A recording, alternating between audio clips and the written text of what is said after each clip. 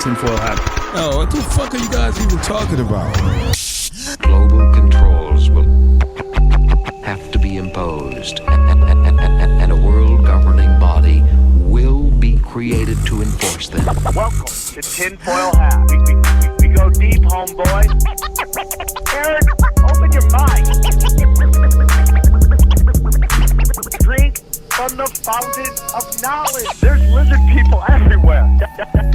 That's some interdimensional shit.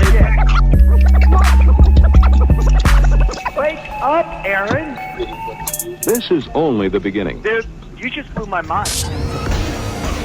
Are you ready to get your mind blown? All right, welcome to Tinfoil Hat, live from the Wise Wolf Gold and Silver Studios. Go to samtripoli.gold, use the promo code Tinfoil, and get in the Precious Metals games for as little as $50 a month. It's just that simple. Very excited about today's show. We're going to get into my favorite subject, which is, in fact, hidden history, revisionist history. This whole debate going on in the world right now about history and experts and all that stuff is, I couldn't think of a better time to have our next guest on. He is an author of 10 books. He is a revisionist history expert. I hope we get the experts on the show, and we're very excited to have him on. It is a blessing to have him here today. Please welcome author Michael Hoffman. Sir, how are you? Thank you, Sam, and thank you very much for this opportunity. Anytime, all the time, my friend. Anytime, all the time. For those who may not be familiar with you and your work, can you tell us a little bit about yourself?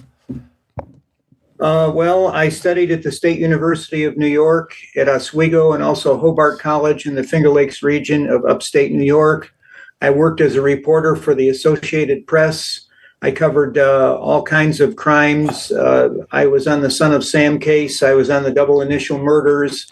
And then I went into the field that I'm in now, history and politics. Noam Chomsky intervened for me, the MIT professor at the time, who was very busy, and I was deeply impressed by his intervention when I was fired from a radio station upstate New York in 1982 for broadcasting a documentary titled Zionism, Racism, and the Beirut Massacre, mostly turning on the now largely forgotten carpet bombing of downtown Beirut in the summer of 1982, culminating in a wholesale terror bombing in August.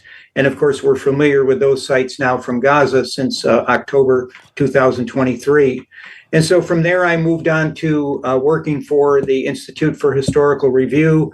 I wrote a media column for Spotlight newspaper, a national newspaper, which at one time had 400,000 subscribers. And since, for about the past 35 years, I've been an independent historian without institutional support, but I have the support of many readers who value independent history and the kind of perspectives that I've been able to offer over the years. This must be an interesting time for you because so much of, I believe, and I could be wrong, but we'll get into it, of what you've probably been talking about for a very long time seems to be coming to the light. And the amount of pushback on it is absolutely insanity to me. And the way people... we were just having a discussion before the show about my belief is that we're in this unmasking time where people are, you see it happen over and over again on the left where they state a position and then they flip-flop on it very quickly, this mental gymnastics they must do. And now we're seeing it with a certain subject, Zionism. It's a interesting time for you and everyone who's been working so hard to get out what is seen as alternative history, what is seen as alternative data. Real quick, before we get into everything, what is the website or where would you like people to go if they want to see any of your work? Revisionisthistory.org is one, and my Substack column, michaelhoffman.substack.com. All right, all those links will be in the notes to the episode, so please click on them and show Mr. Hoffman some support. Interesting times right now. I have a friend of mine, I would call him an acquaintance. We've been very nice, cordial to each other almost throughout time. And I went on this particular podcast, the Jake Shields podcast, and I was talking about how my opinion is that there should not be protected classes. If we're going to talk 9/11, we should be able to talk about anybody and everybody that we feel, even if it's a 1% involvement, that they were involved. But it seems to be like, this guy, this comedic acquaintance of mine, wants to have a conversation on the phone for I don't know what, to basically set the record straight with me. I don't know what date he's going to give me, but it seems to be like this. Do you feel that what is coming out right now, we were having discussion before this, how authentic this discussion is right now? Do you think it's authentically growing and coming to light, or do you think there's some alternatives to it? Well, I was struck by your use of the term unmasking because I've been concerned with a study of what I call revelation of the method, in that we've reached a point in the processing of humanity where letting secrets out, which were formerly concealed and heavily guarded, is not having an enormous impact because people are fundamentally burned out by the revelation itself. Yes.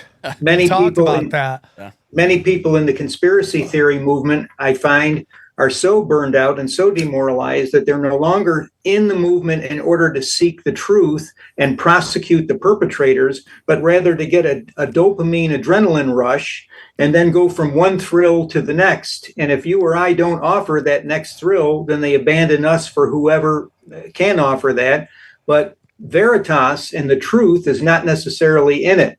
And that's been the theme of my two books on the occult, Secret Societies and Psychological Warfare, and most recently Twilight Language. Especially in Twilight Language, I do talk about this baleful effect of revelation of the method.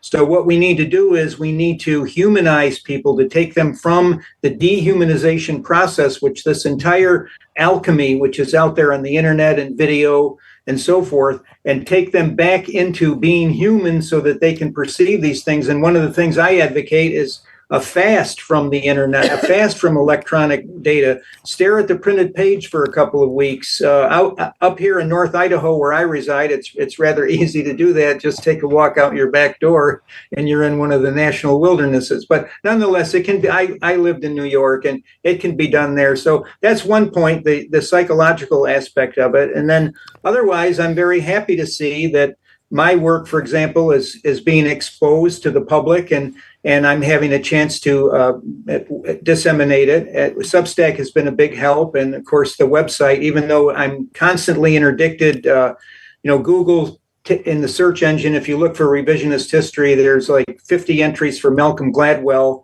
someone who I regard as an establishment shill. And then to try and find me, you'd have to be on page 12 or something like that. So there's lots of obstacles. We kicked off of YouTube, kicked off of PayPal, but that's okay. It goes with the territory. We're in a war of ideas, and this is what it entails. This is already my favorite episode. We're great. 5 minutes in, 6 minutes in, and I'm already. This is what I do it for. How important is it to know what exactly happened? How important do you think it is to know that the history is written by the victors? History is written by people who create Babylonian money magic and have basically used that Babylonian money magic system, the fractional reserve banking, and taken it and basically, in my opinion, bribed the entire world. Like, use this phony money that these basically binary ones and zeros to basically buy everybody's belief system. And to be able to get out what is, I'm looking at the name of some of your books right here, and I find it absolutely amazing because this is stuff that we've talked a lot about on this show. And it's crazy to me that you have to go on a show called Tinfoil Hat to hear what I believe is the real history. How important is it in the scheme of things, do you believe it is to get this kind of information out? Like there's so many people out there. Like I'm not gonna lie to you, man. I get tired, man. I get really tired constantly trying to be like, but here's information you've never heard. Here's data that's been excluded from the discussion that you are passionately having with everybody. And it's gotten to the point where I feel very much on an island. I feel very much alone. Even the people who are talking about what I am talking about, I've somewhat been, boxed into this kind of distant corner and basically left on an island. And I wondered, like I wouldn't do it any other way, but sometimes I'm like, do I just want to go out there and buy a bunch of laundry mats and just like disappear from the world? And I'm being dead serious. So how important is it for us to get this information out to people so that they know? Are we fighting a righteous battle, or are we just taking on windmills right now? Well, it's a righteous battle, but there's also this psychology, this alchemy that I've been talking about. And in the Bible, it says the love of money is the root of evil. And that's certainly true. Emphasis on love. There's nothing wrong with money, which is a form of energy, but the love of it is our undoing. And in India, they have an alternate view. They say that the loss of memory is the root of evil. And I would say both of them are true. Mm-hmm.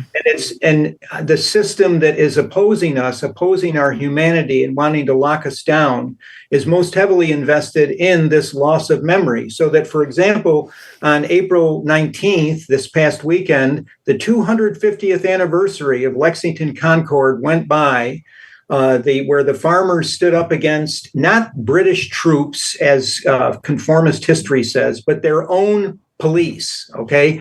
That whether it was the British Army or a Tory militia that went after them, it was the constituted authority of the time in British America, in colonial America, that was sent to do what? To confiscate their firearms. Those two factors in that story, there's two omissions right there by not emphasizing that and teaching that to our young people.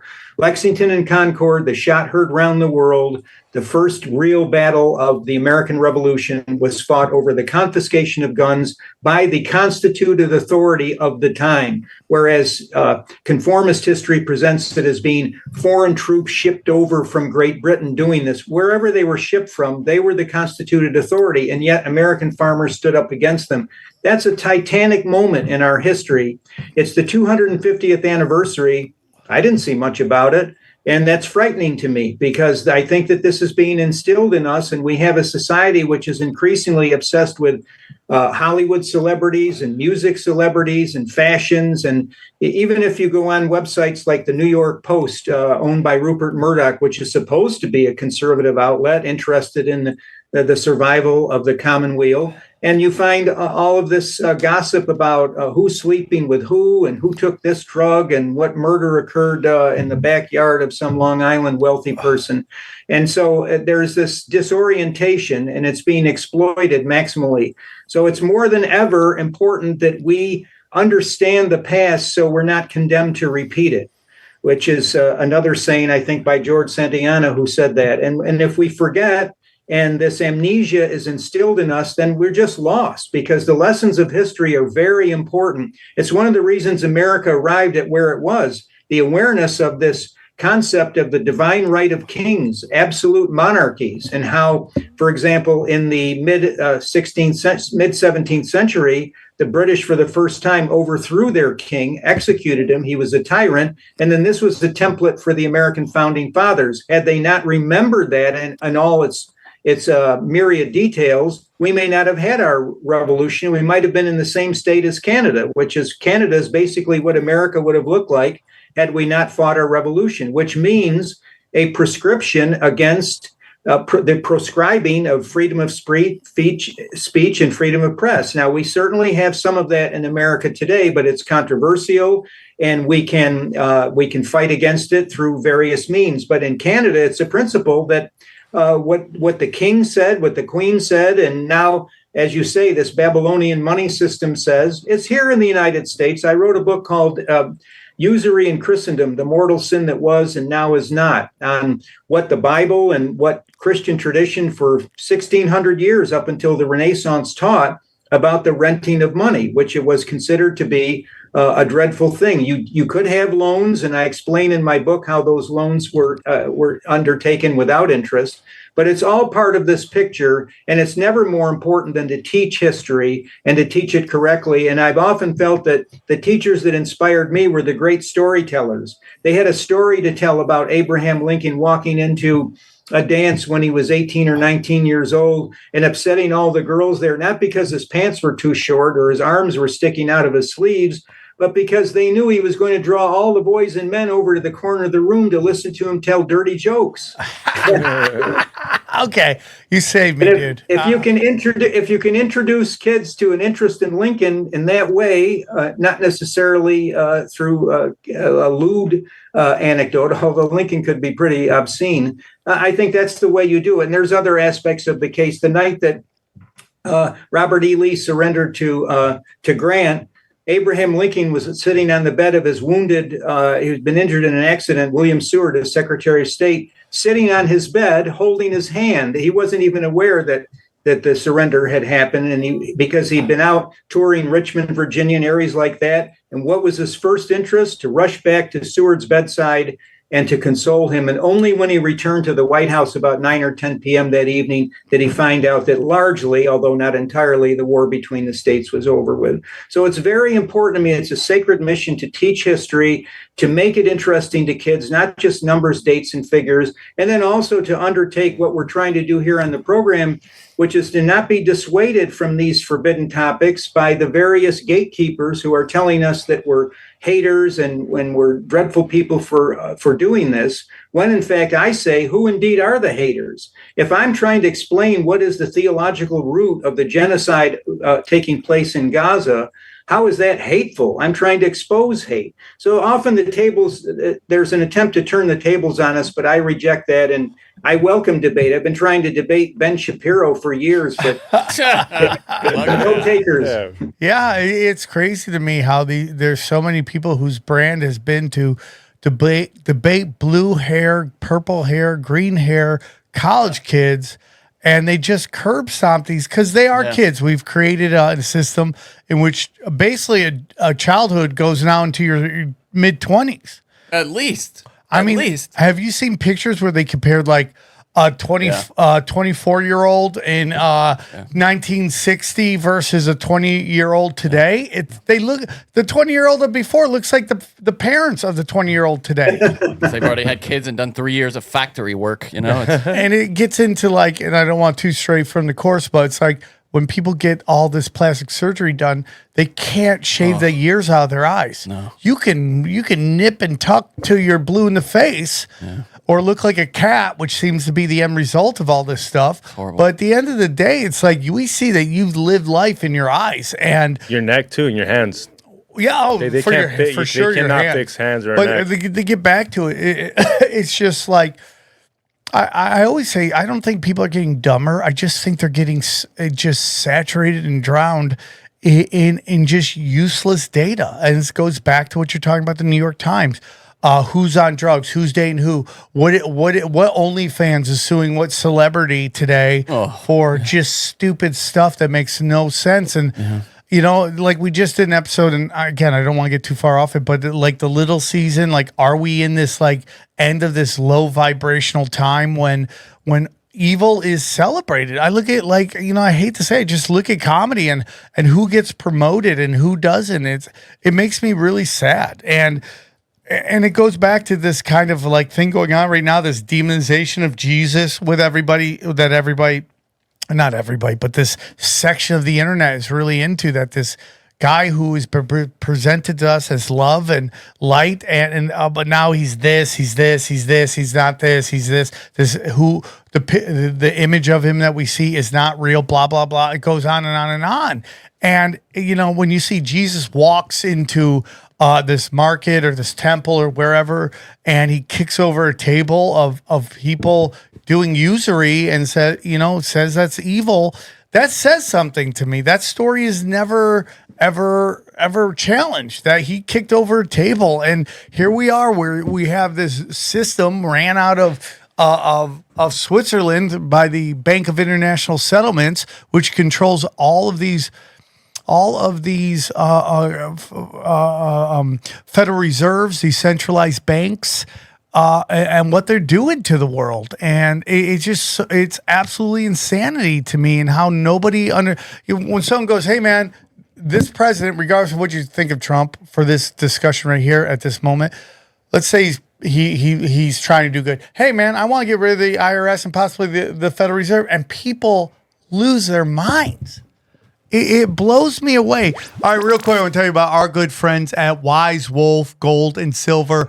We love them. They sponsor the show. And listen, I'm telling you, we've been talking about this precious metals games forever. Gold is crushing it right now. Fractional reserve banking is out of control. Who knows what's going to happen? I know what's going to happen. They're going to devalue the dollar. So get in the precious metals games, and there's no better way to do it than with Wise Wolf Gold and Silver. Let me tell you about Wise Wolf Gold and Silver. If you're paying attention, you know the de-dollarization is real. Fiat is fake, and you don't want to be left holding the bag when the dollar collapses. Gold and silver have been money through all of recorded history and are an excellent way to protect yourself from inflation and geopolitical turmoil. That's why I trust my friends at Wise Wolf Gold and Silver for all precious metals. All things precious metals. I love it. I am part of the Wolf Pack.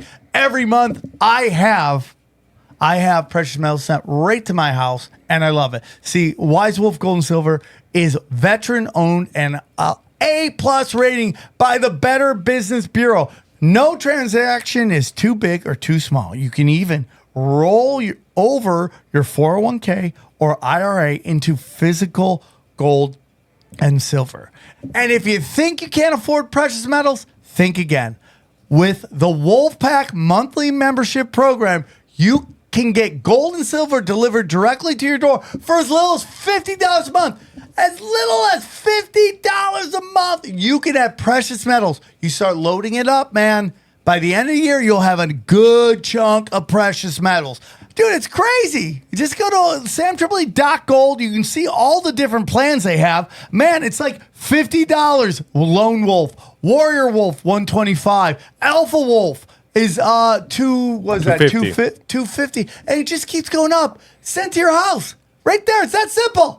It's that simple. Easy peasy. Get in, get out, get your gold, get your silver. I love it. I'm doing it. Dude, I'm telling you, all of these affiliates I use, and I use Wise Wolf Gold and Silver. I use it all the time. It's real simple. So if you want to get in, this is how you do it. Wise Wolf Gold and Silver also deals in and accepts Bitcoin. So here's what I need you to do. Okay, go to samtripoli.gold, promo code tinfoil at checkout to receive free constitutional silver. That's right. And remember, in a world of bulls and bears, be the wolf. Hey guys, quick question for you. Is it data or data? Okay. Well, in this house, we say data. Okay. And for the longest time, I thought paying a fortune on my monthly data plan was just a norm. Guess what? That's when I found about Mint Mobile and their premium wireless plans that start at only $15 a month. Okay.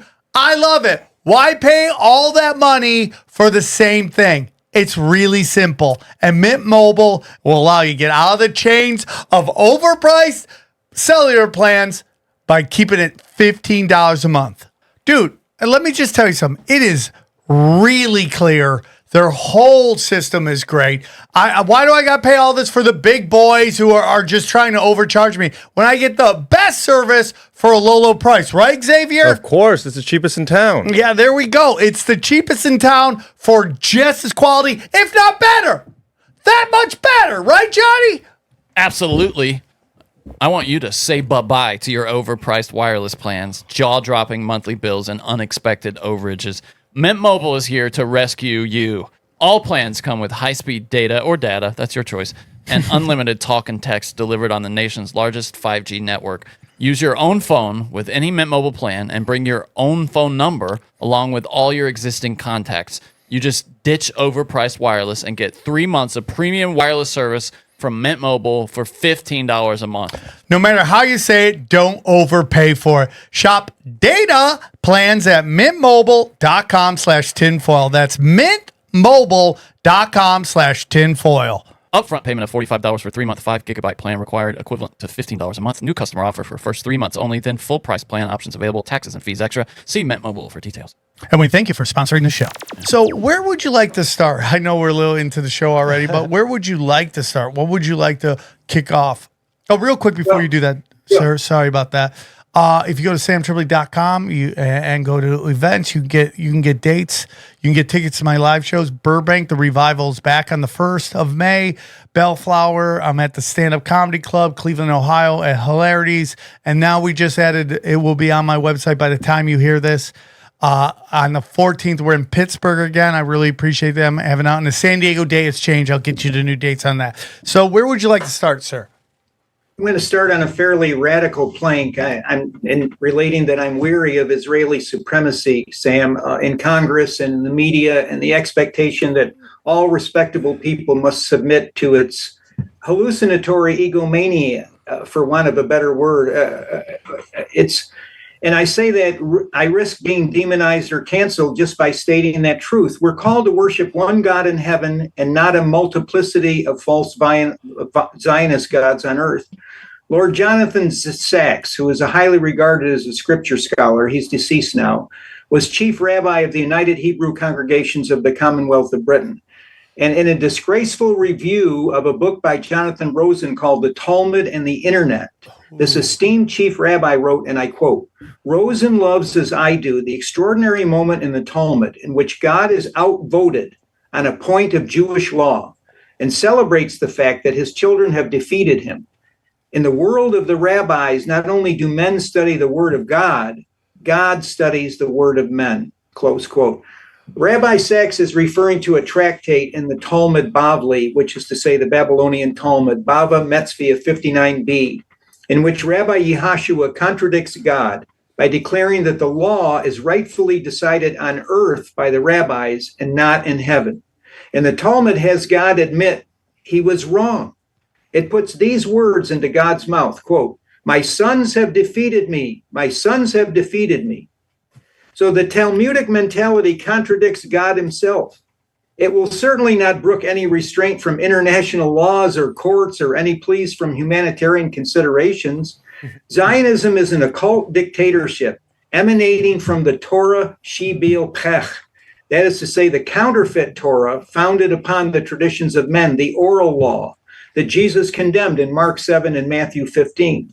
So the Talmudic mindset posits that the fear and trepidation of privileged students ensconced in the gilded environs of Harvard and Columbia University are more worthy of congressional and media focus than the thousands of Arab children who are rotting in newly dug graves, crushed under the bombed rubble of Gaza and in the crosshairs of Israeli killers as I read these words.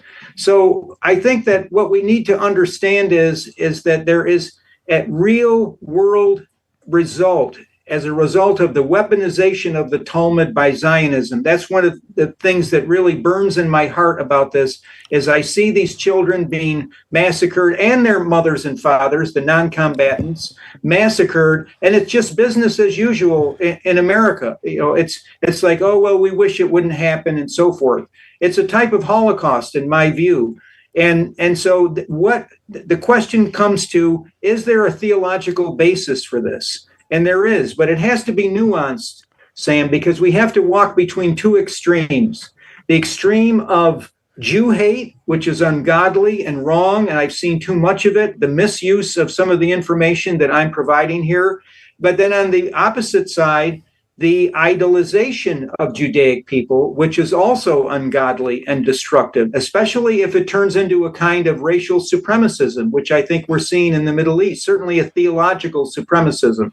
So that's the basis of a great deal of my work in this way, as well as the advancement of knowledge, the pure pursuit of truth. If someone is studying critically the Catholicism or the Catholic Church, yes, it doesn't mean they're anti-Italian. Yes, I agree, dude. I so agree, dude.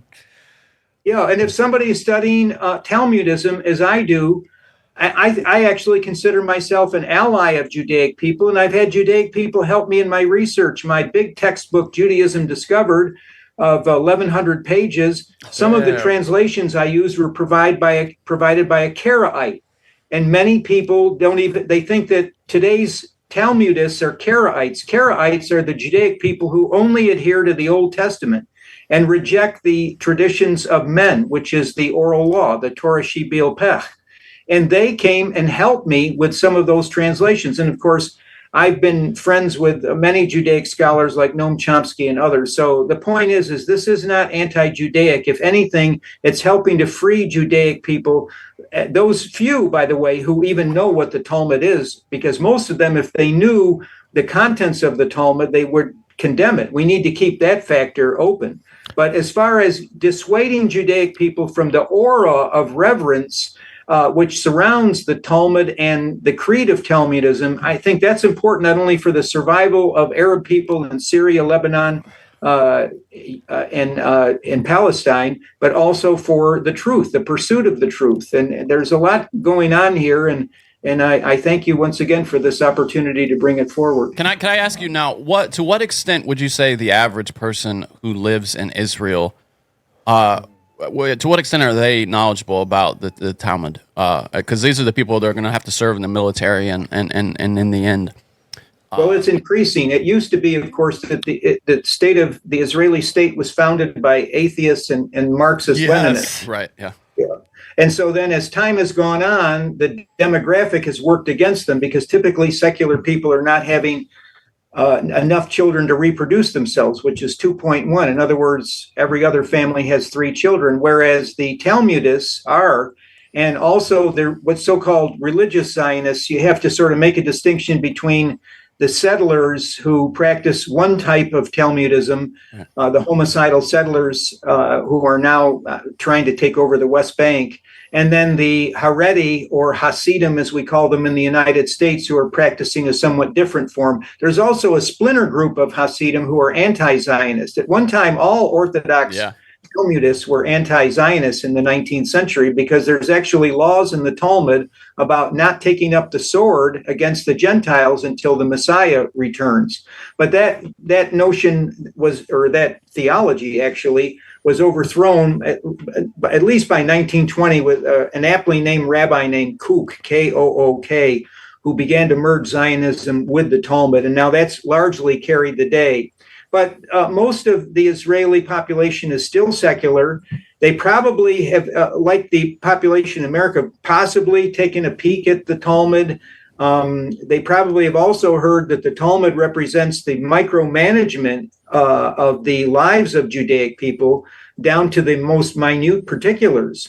And who being free of that would want to voluntarily take that bondage up? Although there are people who are doing it, especially the Chabad Lubavitch missionaries who go around trying to bring people into the Orthodox faith. So you would say the leadership, especially the Zionist leadership, which is most of it now, is knowledgeable about the Talmud, and that motivates their actions, right? But no, I don't think so. I think that I think the leadership uses it as a fetish, as a totem. Oh, interesting. Okay. All these people, Ariel Sharon, Netanyahu, and others, they're sometimes castigated as lobster eaters, or I don't know if they actually eat pork, but lobster is also one of the condemned foods that they're not supposed to eat. In other words, the Talmudists sort of look down on them, but on the other hand, they depend on them to help to proceed with what they regard their interpretation of the Talmud as the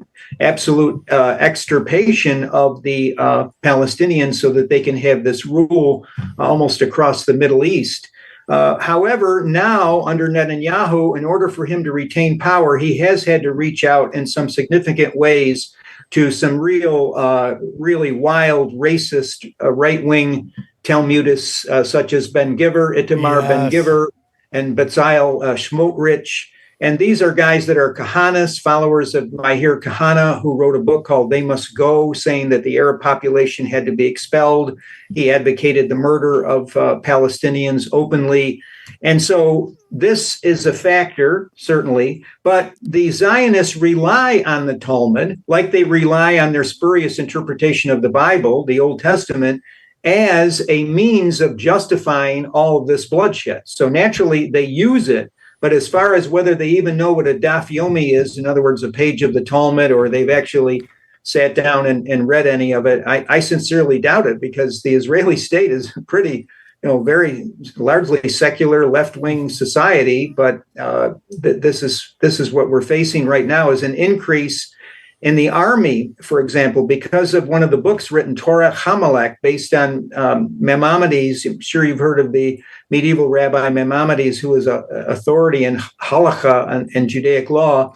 And based on his books on the laws of warfare and the laws of kings, this book was printed and published by a couple of West Bank settler rabbis called Torah Hamelech. And in there, it says that you should even kill the babies of your enemies, because they're going to grow up to oppose you eventually.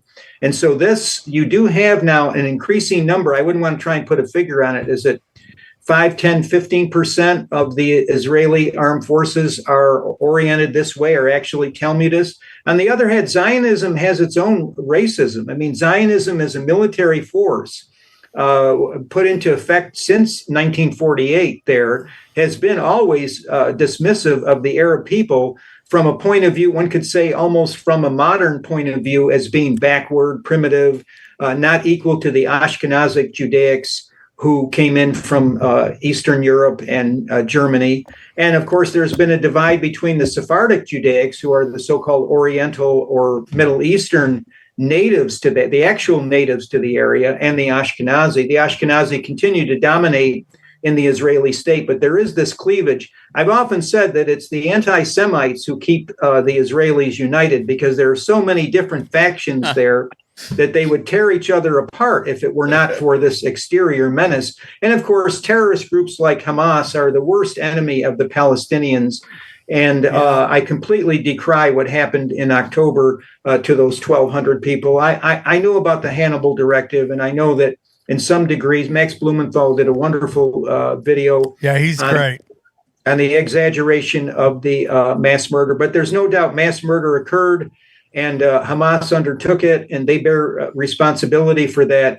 But what should have happened is, according to just war theory, is that Israeli special forces went in there, took out the top Hamas leadership, supported by helicopter gunships and things like that, and then put them on trial for war crimes. But you don't collectively punish an entire nation of people. Here you can see the Talmudic disrespect for the Palestinians and for non-Judaic people in general, unless certain people are qualified as allies, Shabbos Goy or something like that. But there's this revulsion and contempt for the Palestinians, even on the part of Zionists who are not religious. So this has certainly led to much of the genocide. One doesn't have to be a Talmudist in order to commit these war crimes. After all, America has committed them, and most of us allegedly are not Talmudic. So before we go even deeper, there's this whole notion from the anti-Semite movement on the internet, that why are we just focusing on Israel? Why aren't we focusing on what's happening in the Congo and parts of Africa and all these other regions where children are being murdered, villagers are being killed, and all that stuff? I have my feelings, but on why that is. But I would love to know what your take is, sir, on why do you think there's so much focus on what Israel's doing versus what's happening, let's say, in the Congo or Yemen? Yemen's now in the discussion because it involves Israel, but what are your thoughts on it? Well, Israel is committing these murders with my tax dollars, so that makes me complicit. So that's number one. We're sending them the bombs and the armaments which make this possible. Were it not for United States support, the Israelis would not have. We're up to 50, 60,000 Palestinians killed. What section of that is combatants and what section is civilians? Certainly the largest proportion of that are civilians, and that's been done with the United States of America. And we similar acts of genocide in Iraq and Afghanistan. We seem to be hell-bent on this neocon insistence that we make enemies of everyone in the Middle East except for the Israelis. So that's my basis. To the best of my knowledge, I'm not paying for massacres in the Congo, but I am paying for those in the Israeli state. And secondly, Sam, I would say that the Israelis and the Israeli state has held itself up as a humanitarian gold standard to the world, allegedly God's people actuating and effectuating God's book and a standard for all of humanity. This is the standard, this bloodshed, this mercilessness, this contempt for Palestinian and Arab life? I don't think so. So all of those things are bound to stimulate in people a reaction, and it's understandable and it's not out of proportion. Now, there is another class of people, the people I classify as Jew hate, that they have an orientation on Judaism as being the only evil. And they look on the cryptocracy as being wholly Judaic and entirely in the service of Judaism. And when I was writing my book on the Renaissance, the occult Renaissance Church of Rome, exploring the enormous change that occurred in the 16th century, actually at the Council of Florence around circa 1450, with Pletho, this mysterious Greek who brought these teachings of Neoplatonic Hermeticism to that council. And then from there, the Medici founded the Florence Academy, the Neoplatonic Academy. And from there, you saw the rise of the money power with the Medici bankers and the Strozzi, as well as the Fuggers. But my point is that when I was looking at that occult suzerainty that was arising out of the Renaissance, I also saw at the same time that there was a cryptocracy that was independent of Judaism, because Judaic banking, at the time, the Medici, Strozzi, and Fugger was a Catholic banking house in Germany, probably the wealthiest in the West.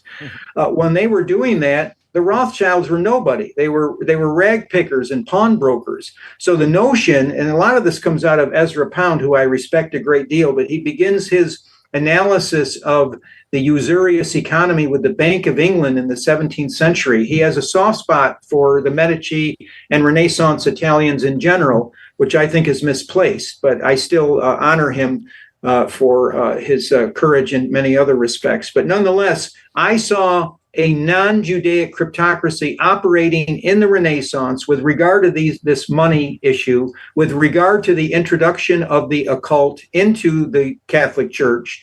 And Judaic people played a very small role in that at that time. There is a wing of the cryptocracy that wants to conceal itself. Yes.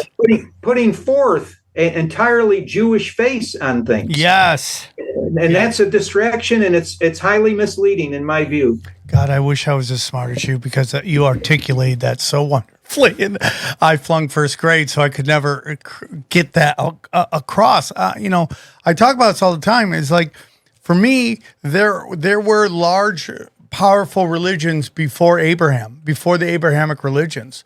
What happened to those religions? Well, I think they never disappeared. They just kind of cloaked themselves in this one small group of people.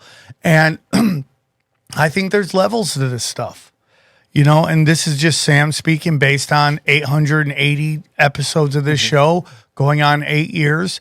If you go, Sam, who's running everything? It's these very old bankers from long time ago. And, it's like, what role does Britain have? I think so. What role does the British Empire have in so much of what's going on today? And this kind of this whole idea that the British Empire, I mean, we talk about how the Roman Empire ended, but when does anyone ever talk about when the British Empire ended? It really isn't discussed. It just kind of quietly just disappeared and became a bank called the Bank of England. And you get into, we have the doctrine, which was what was the doctrine where Britain gave Israel, the Rothschilds Israel? What was it called? The Balfour Doctrine. Excuse me, the Balfour Doctrine. And to me, that's just like theater. We're presenting this to these people, and in reality, they still control it. It's not very openly known. I learned it on the show a very short time ago, that from Jay Dyer when he came on the show, that the first king of the House of Saud was a British spy, and the control of that. So when you say that they put a Jewish face on, I couldn't agree more. It's impossible for me to agree more. And when we get into like all this quote unquote Jew hate on the internet and on Twitter right now. You know, I was hanging out with a buddy of mine over Easter, and he was just like, why is my entire timeline anti-Semitism, or the presentation of anti-Semitism?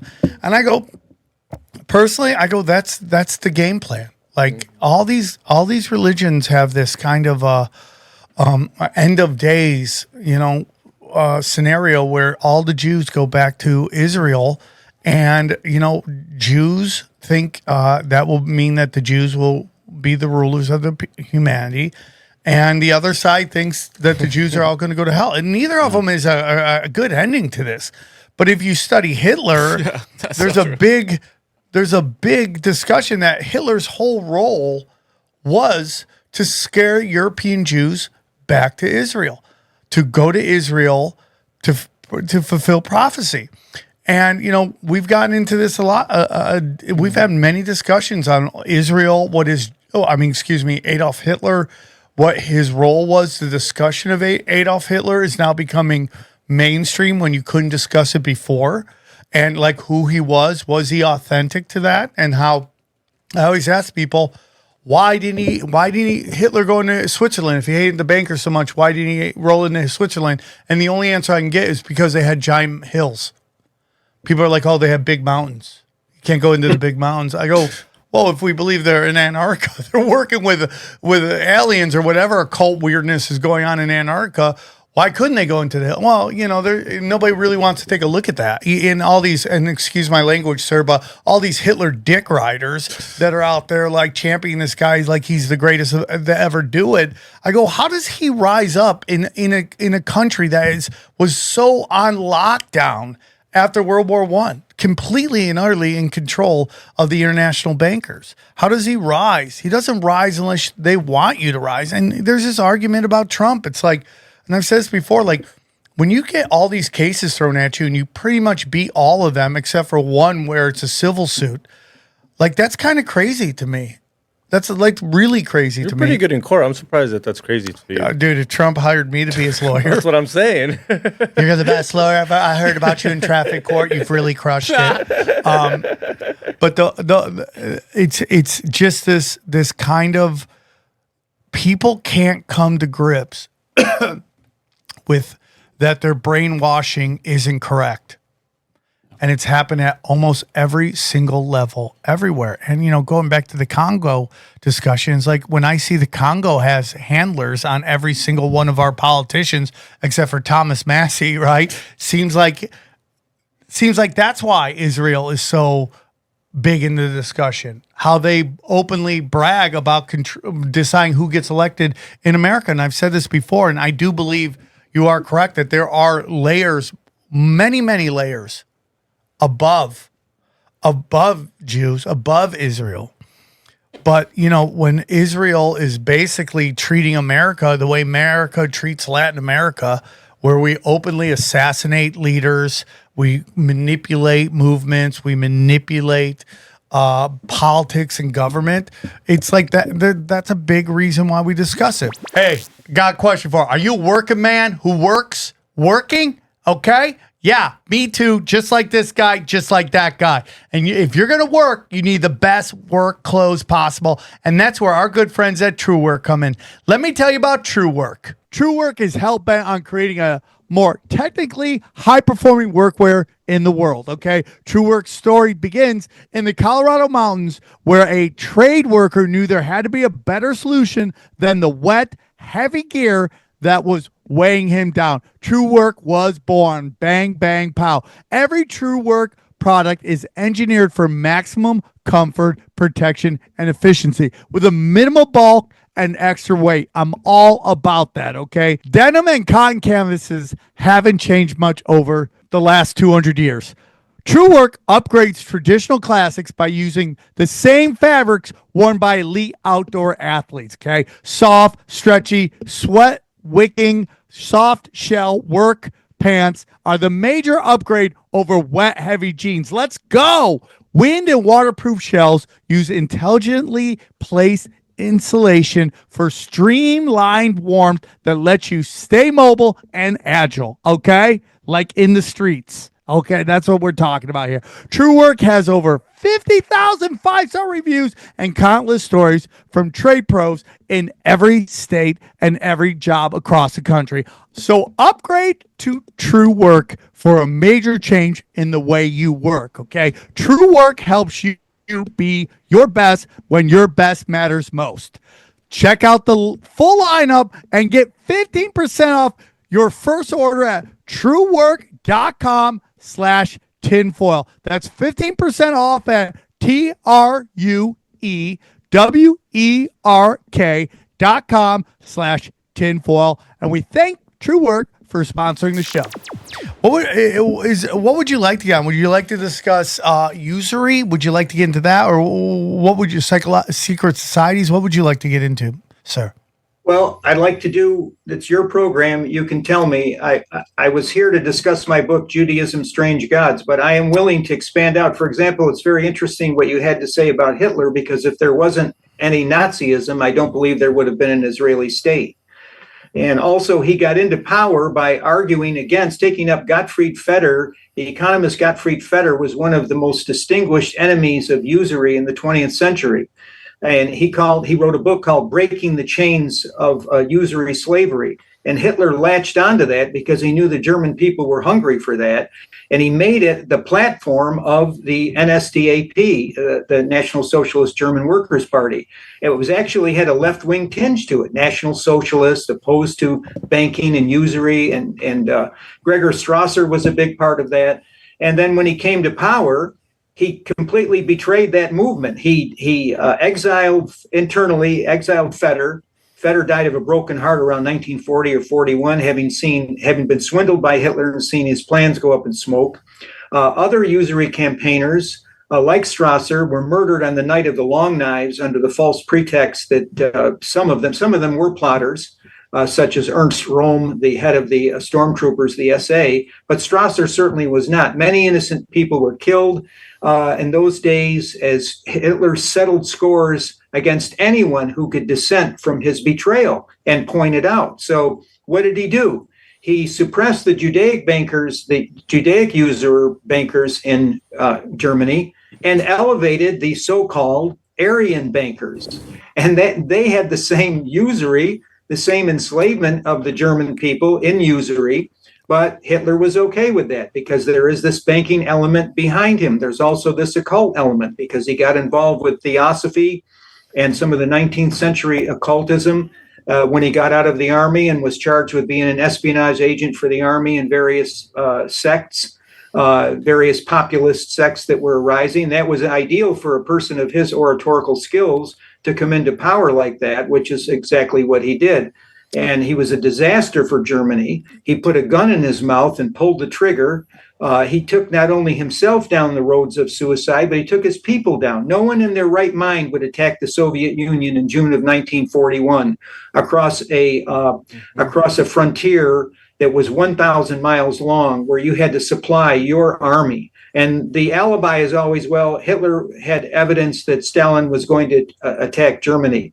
Well, Stalin would have then had to also supply his army across that 1,000 miles, whereas Hitler would have been able to respond with the most powerful army on earth at that time, the Wehrmacht, and they would have been fully supplied. That would have been a sane kind of doctrine. But Hitler, when he was on that occult kick that he was initiated to through the Thule Society, Thule, he also imbibed not only Jew hatred, but he also imbibed contempt for the Slavic people. He had contempt for Poles and Russians and other Ukrainians, other Slavs like that. And so, therefore, he thought they were a slave race. He would conquer them by December, send the troops out in June. This is the kind of megalomania that we're dealing with. And when people say that some of the populists, the extreme right wing in America, say they'd like to see another Hitler or something like that, what they're really saying is they would like to see a tyrant. Hitler killed those people at the night of the Long Knives, his own supporters, people who had worked side by side with him. Gregor Strasser had organized the north of Germany and Prussia and other territories brilliantly on behalf of Hitler. And then he was killed and betrayed. Hitler didn't even do what Stalin did. Stalin had a show trial before he killed the people. Hitler had no trial. He said, I am the law. if you like a leader like that, I thought the American revolutionaries gave their lifeblood to get free of that yoke of a king who tells his subjects what to do. And every German was a subject of the Führer Adolf Hitler. And the Germans haven't recovered from that yet. So, yes, I was taken by that. And also the fact that there are some aspects of Hitler's movement, which I'm afraid are gaining, as you suggested, gaining more and more influence and cachet. And I just don't understand it at all, except that I think there's the hand of the cryptocracy behind it. What we need is another Thomas Jefferson. That's what we need, not another Adolf Hitler. I love what you just said there. It just cleared up so much for me. Like, he got rid of these Jewish bankers and replace them with the Aryan bankers. That completely and utterly settles that whole argument right there. I think that's a wonderful, wonderful point that you made right there. That is absolutely amazing. Yeah, I'm blown away by that, because that really like ties up a lot of loose ends. That is because when you talk to the Hitler guys, they're always like, he locked up Rothschild. You're like, yeah. And I also believe that's a sense of theater that he is trying to get the German people behind him. They are completely and utterly demoralized from World War II, which to me is this movement that is the beginning of the British Empire grabbing World War One. World War One, yes, excuse me. World War One grabbing Israel or Palestine. So they got to wrestle it from the Ottoman Empire. And you start with this made up high impact event, an assassination of a prince, and that kicks it off. They were looking to kick it off anyways, to wrestle it from the Ottoman Empire. The Ottoman would not give it to the British Empire. They wanted that land. I personally think it has to do with trade routes. That whole area has to do with trade routes and controlling trade routes. When you talk about like what happens if we go to war with Iran, well, they own rivers and seas that once they shut those down, the oil distribution is completely halted. Well, I want to own that. I want to control that. I don't want you controlling it. I want us to control it. That's money and power. If you take a look at like the Ben Gurion canal that they want to put in, that's taking power away from Egypt. That is, again, controlling trade routes.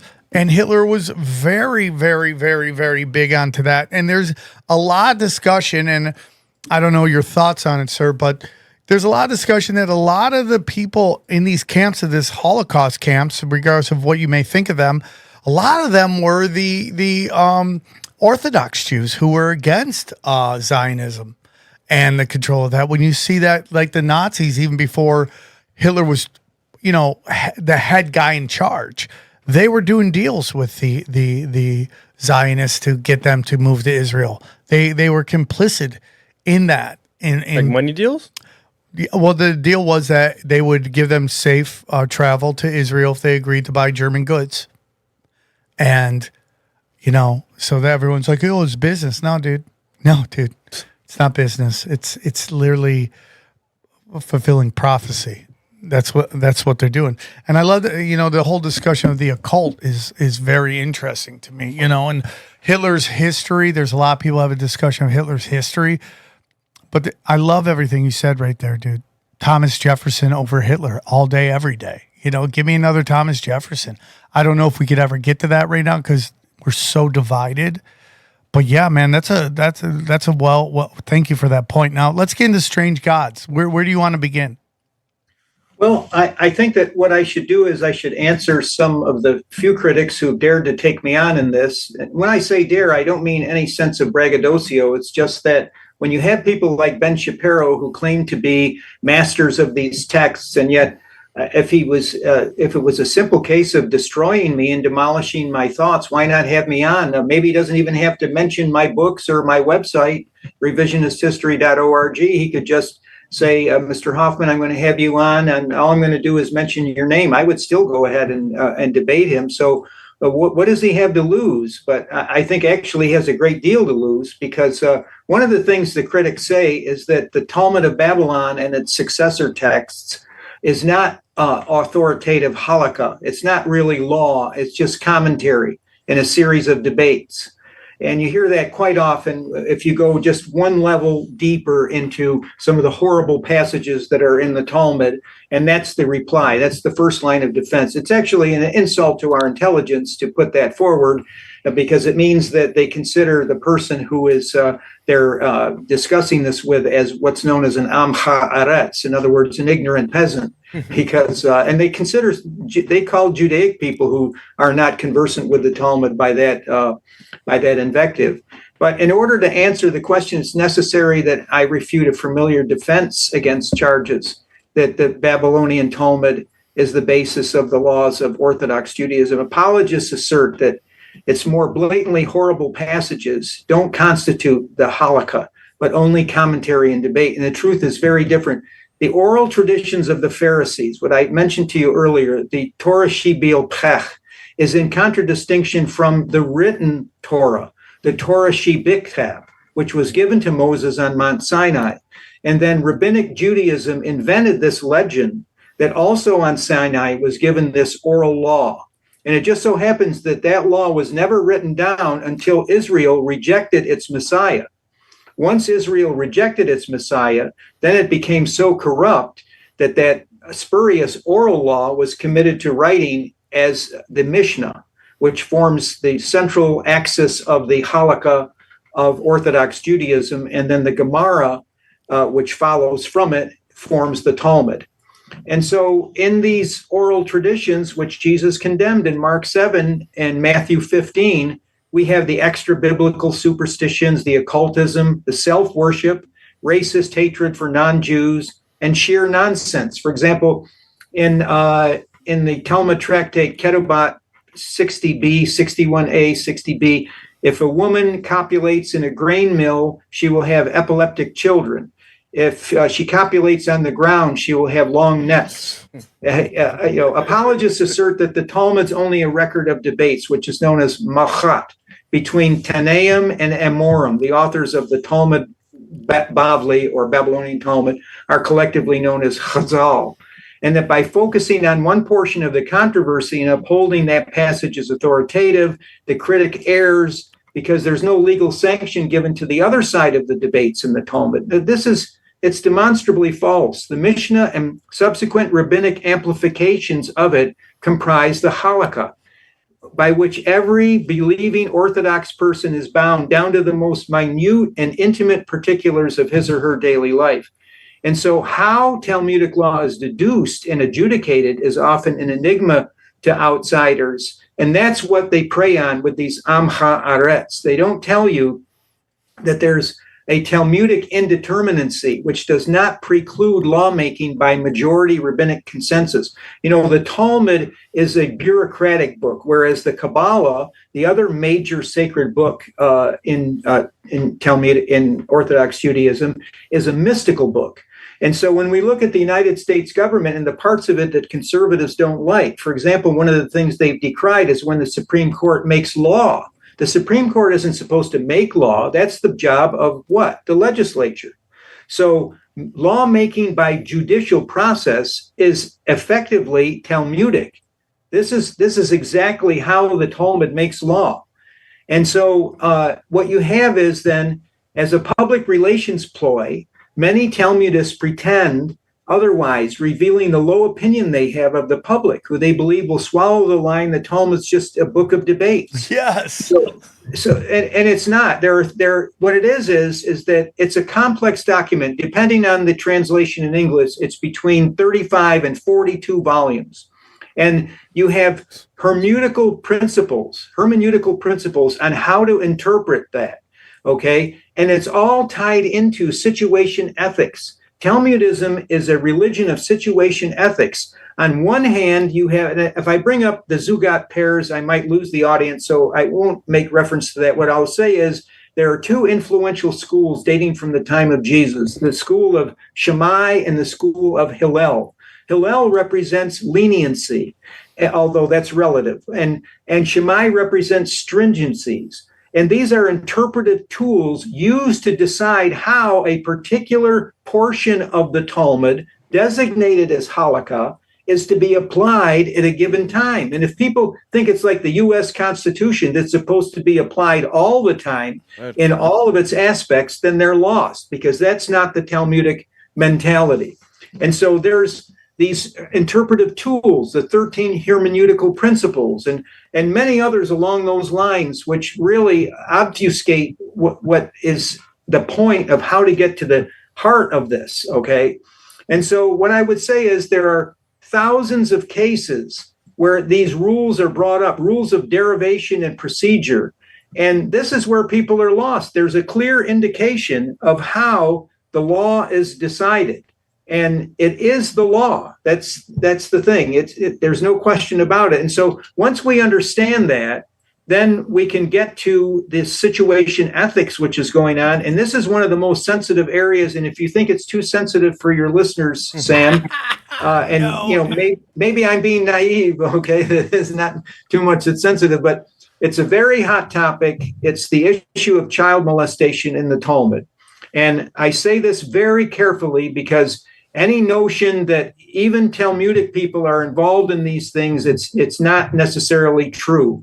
And I wouldn't want anybody to believe that. But what I have to say is that these things are part of the praxis, Talmudic praxis, in terms of what is derived from these texts. And it's also a clear illustration of the situation ethics. So, for example, Ketubot 11b, intercourse with a boy under 9 years old is not considered a significant sexual act. Is it okay to go here or not? Go for it. I just before you go there, I just want to say this, is that, people can say whatever they want about like this take on the Talmud, but what I will tell you guys, and our crowd is for our listeners are very advanced. They're down for all of it, sir. So you don't have to pull any punches. But if you study what is said in the Talmud, there are literal laws in Israel that mirror that. Meaning they pass almost, whether it's on the book legislation or understood legislation, such like, we've seen this story done on CBS or ABC, whichever one it was, about how if someone is, if an Israeli or a Jew is in America is accused of some sort of sexual assault, they can get on a plane and fly to Israel. And, in my own life, I was into crypto. I had a lot of crypto. And I was able to invest, guys. I didn't spend the money. I was able to invest either through sponsors paying me in Bitcoin or whatever it was. I was able to get in on early on a lot of these cryptos to the point that it had gotten up, I would say, to what would be worth at this time $1 million. Celsius stole all my crypto. When I went to go look at that I had coins there, they were phantom coins. They weren't real coins. They just said, "Hey, you have 7 Bitcoins in our exchange." But it was gone. He had taken all of them. You couldn't even swap nothing. They're like they were gone. They were gone.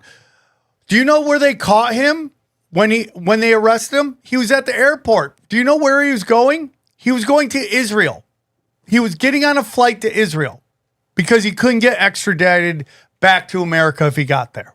So I just want you guys to know that this is not picky. This is literally factual what we're discussing here. So go on, sir. Okay, and I do want to point out that there's also a haven for molesters in Rome. It's called Vatican City, because many of the prelatical molesters here in the United States, such as Bernard Cardinal Law from Boston, and there was a movie made, and that movie was largely accurate, believe it or not, one of the few that Hollywood turns out that was accurate, about the plague of child molestations on those helpless Catholic children. And he was welcomed by Pope Saint John Paul II, given charge of a basilica and all the honors and many other types of sanctuary was provided to him and other molesters like him. So the Israelis are not unique there entirely. But I think that what I want to point out is that when it comes to Hillel and when it comes to, because Hillel, is considered like the alternate Jesus among both secular liberal professors at Harvard and Yale, as well as the mass media, that he was sort of like another Jesus. He didn't believe that he was the Son of God, but he was a good man who preached love and everything. Actually, Hillel is deeply implicated in what I'm going to lay out here for you, but he saw a problem in cognitive psychology, which was how to persuade a Judaic audience to convince them that to believe Hillel and the other rabbis on the basis of Scripture alone. And their enactments can't be found in Scriptures. And Hillel was unable to convince them of that fact. So what he did is he created this gigantic pile of legal and self-perpetuating textual arcana, which is what we're coming into here, which is employing situation ethics. So in Ketubot 11b, and I realize this is kryptonite to a lot of people, but I think it's the best illustration of situation ethics working inside of this particular dogma. Intercourse with a boy under 9 years old is not considered a significant sexual act. Now, deniers of this claim that this horrible permission for child molestation in the Talmud is not a permission, and they employ various deceptive circumlocutions to evade that fact. Concerning permission with regard to Sanhedrin 54b, where we find a barita, which is a learned exposition of the text by Rabbi Adin Steinsaltz, who's the major translator of the Talmud into English. He says, this supports Rav, for it teaches that if a man engaged in homosexual intercourse with a child under the age of 9, he is exempt from liability. Now, I'm not taking that out of context, which is the next thing. First, that my critics will say, the Talmud is just a series of debates. It doesn't have legal authority. And then the second one is they'll say, you're taking it out of context. I'm not taking it out of context. The entire Talmud is online. It's Sefaria.org, Sefari.org. Look it up yourself, and you'll find that this is in context.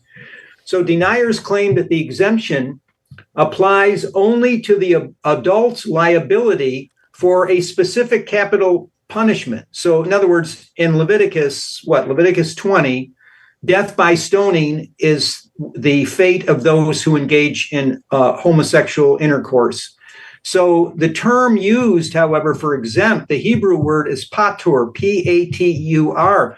That denotes a general exemption from liability, not limited to capital punishment alone.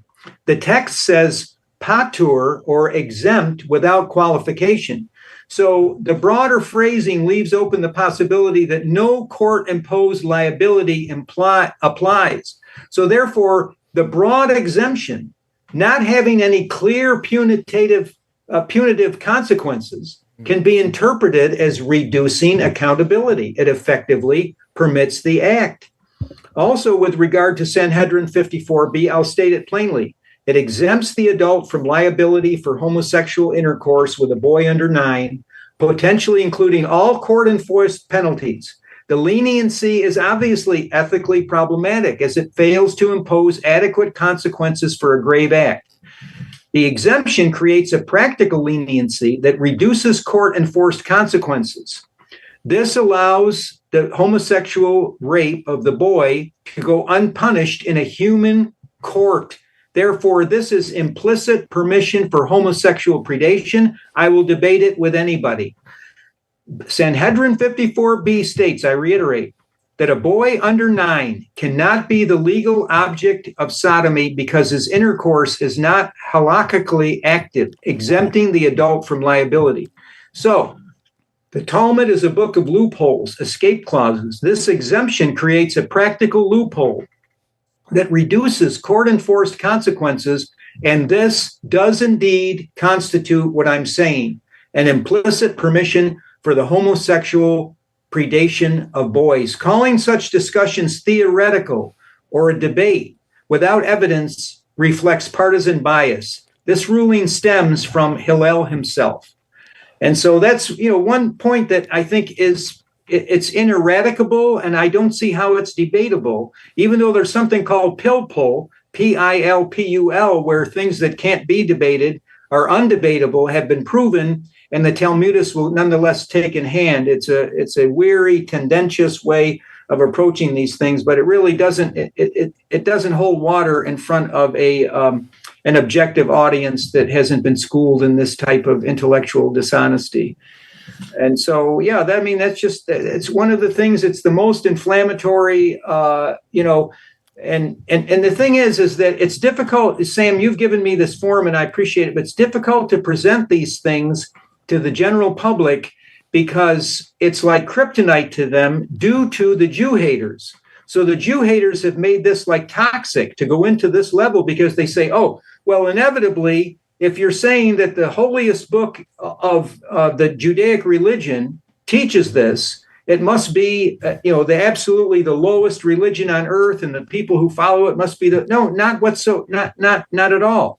I don't know how it is that it's only a minority, an extremist minority, that takes these passages and applies them to the widespread predation upon children in Orthodox Judaism. I don't think there's any question about that. It's fairly widespread, but nonetheless, if we have this Jew hate and we can't get past it because any type of scrutiny like this, based on facts, that's what I presented to you, and I believe that they can't be overturned. And therefore, if these facts have this invulnerability, why can't they be presented and taught? And if they were more openly, without all of this intellectual dishonesty, we might have Judaic people coming forward and saying, look, Michael Hoffman is correct literally in terms of the verbatim text, but let's take a wider, broader examination of how this is applied in culture. I would welcome that.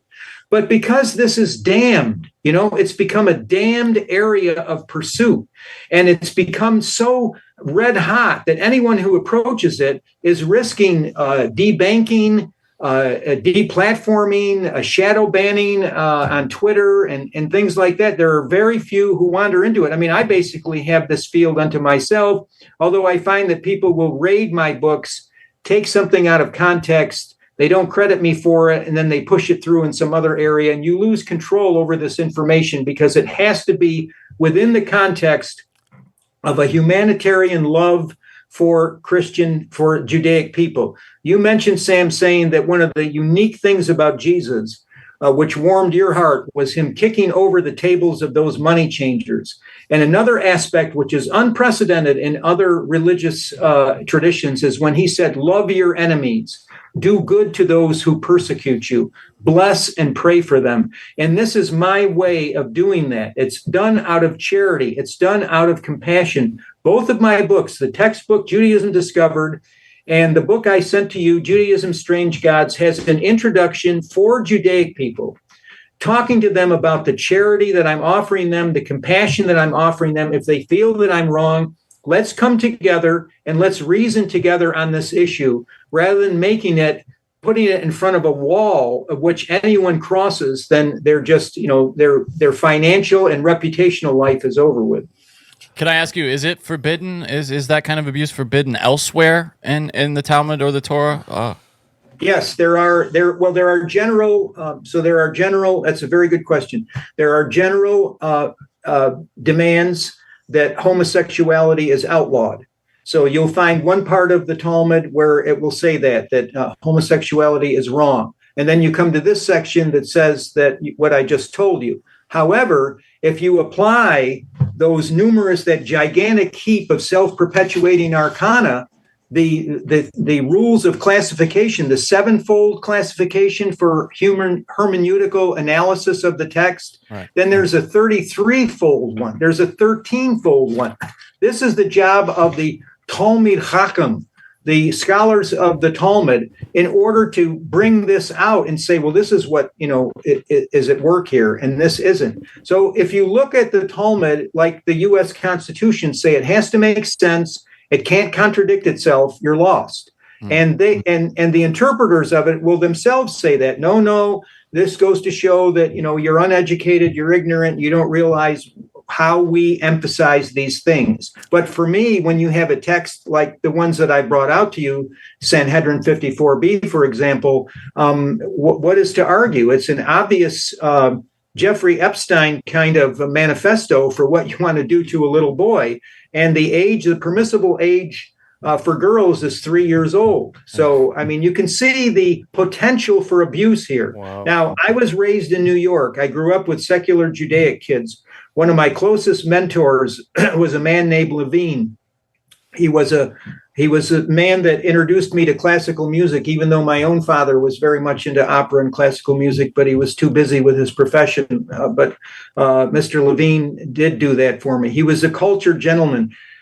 He went to a Reform Judaic synagogue. Reform Judaism arose as a reaction against the contents of the Talmud in the 19th century in what's called the Haskalah, which was led by Moses Mendelssohn. And they really wanted to look good in Western eyes. And it was sincere. I believe it was sincere. And so they delegitimated the Talmud. And at that time, I doubt Mr. Levine had ever seen a page of the Talmud. I'm sure he was aware of it because he was an intellectual. But and he lived a good life. I mean, he was living it without Christ. And, my Christian brothers and sisters will say that it's not possible. But it is possible if you understand when there's a theological principle of invincible ignorance. Some people have been so turned off to the Bible and Scripture and the church by the bad example of Christians. That is the number one reason why people are opposed to Christianity. Yeah. The horrible example of the TV money-grubbing evangelists, and the whole shtick, all the way down to the warmongers that Trump is now employing to push forward the bloodshed in Palestine and Yemen and so forth. So we have to understand that within this strange anomaly here, this enigma of how this can be there, and yet we dare not accuse Orthodox Judaic people of necessarily being practitioners of this. Nonetheless, I'm not going to back down from the fact that this should have been repudiated a long time ago. Christians are often called upon to repudiate the Gospel of John, that it's anti-Semitic, which is ridiculous because it was written by a Semite, but be that as it may. Yeah, and we're constantly told you have to repudiate this and distance yourself from that. Well, how about distancing yourself from these passages that I've given you? That would be very welcome. I would celebrate that. And I think it would be an act of liberation for Judaic people. And this is where I'm coming from. But my enemies want to paint me, in an opposite light. I gave a speech for Louis Farrakhan's Nation of Islam. Minister Farrakhan was kind enough to invite me to be the first white person to speak at the National Convention in Chicago, what they call Savior's Day, February of 2019. And I gave a speech there for about 7 or 8 minutes about the Talmud. And I was well received, warmly received, better received than I am among my own people.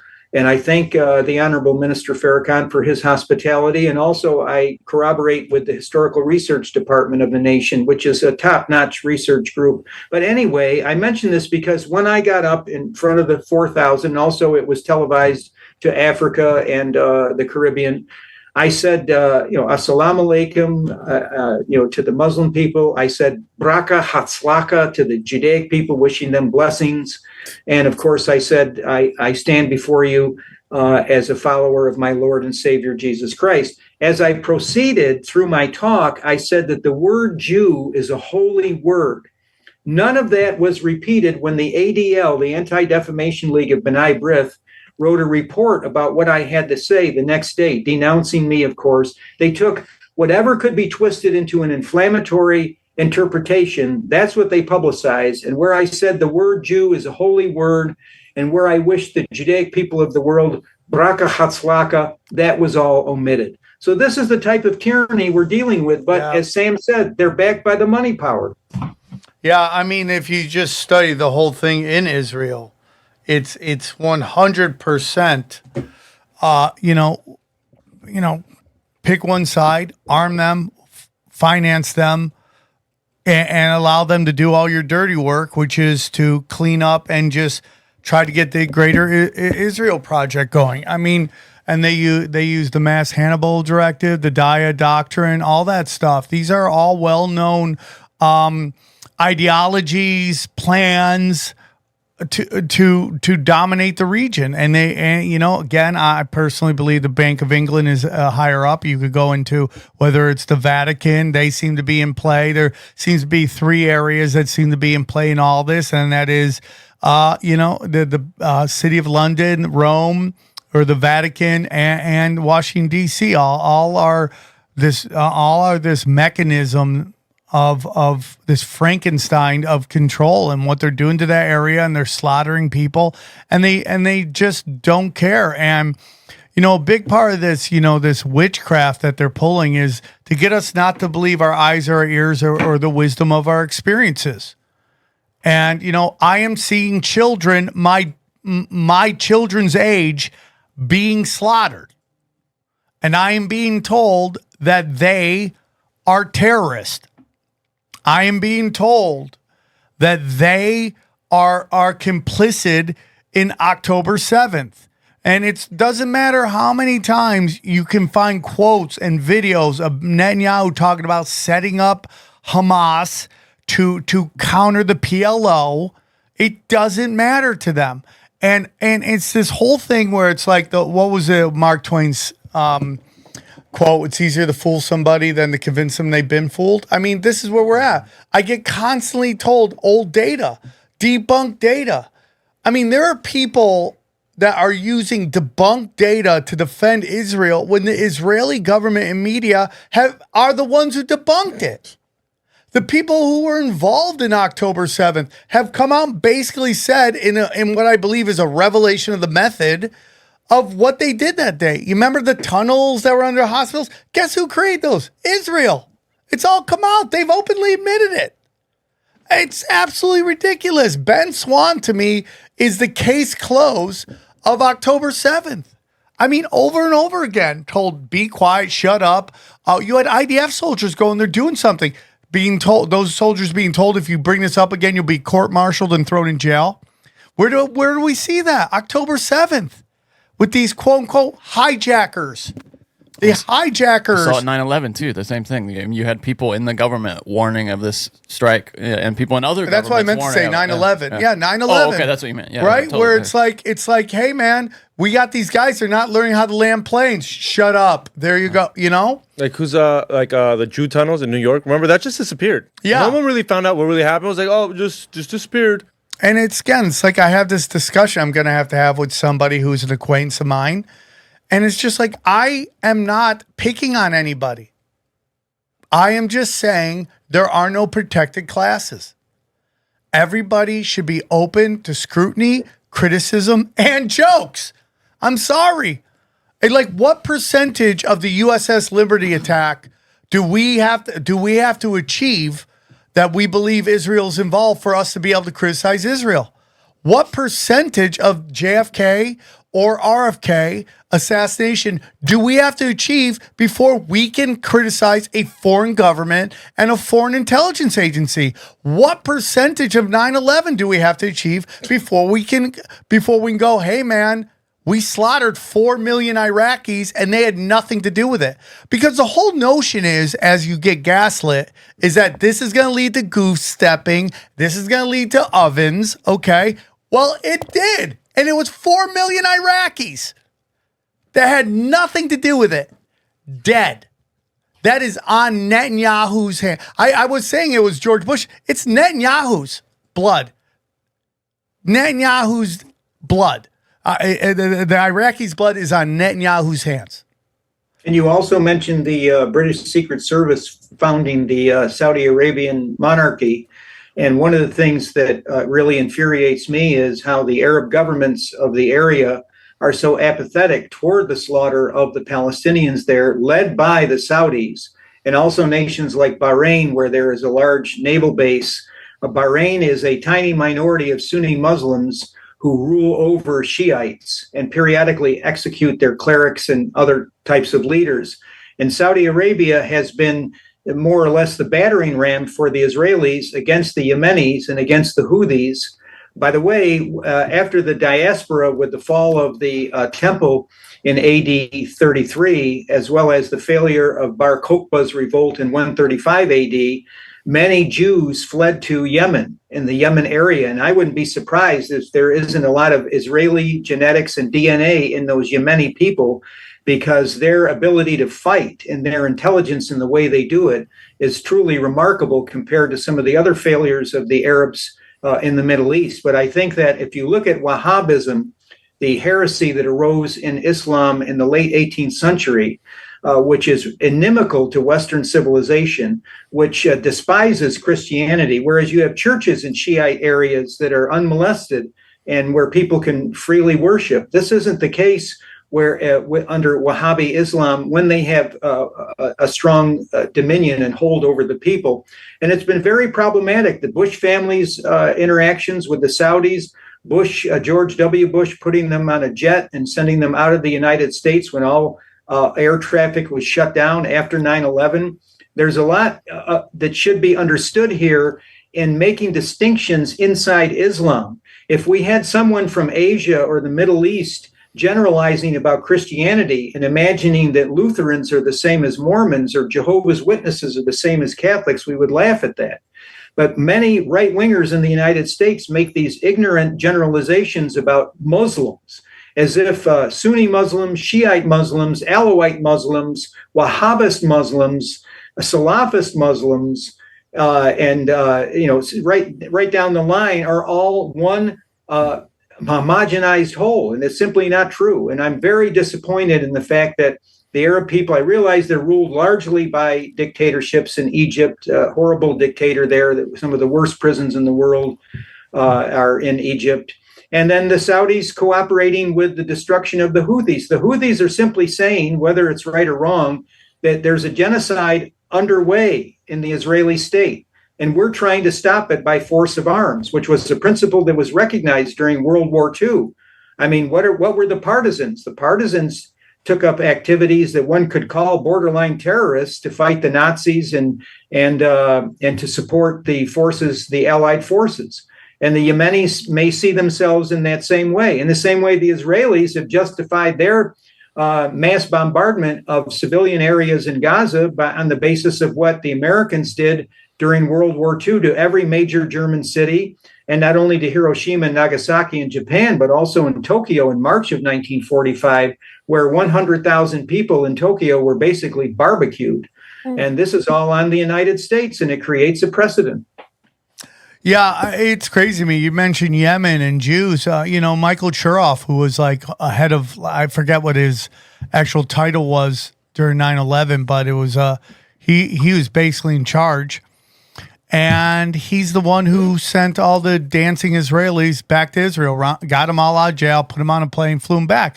Well, you bring up Jews in Yemen. Well, there was I think the 1940s, there was an operation called Magic Carpet, and his mother was instrumental. She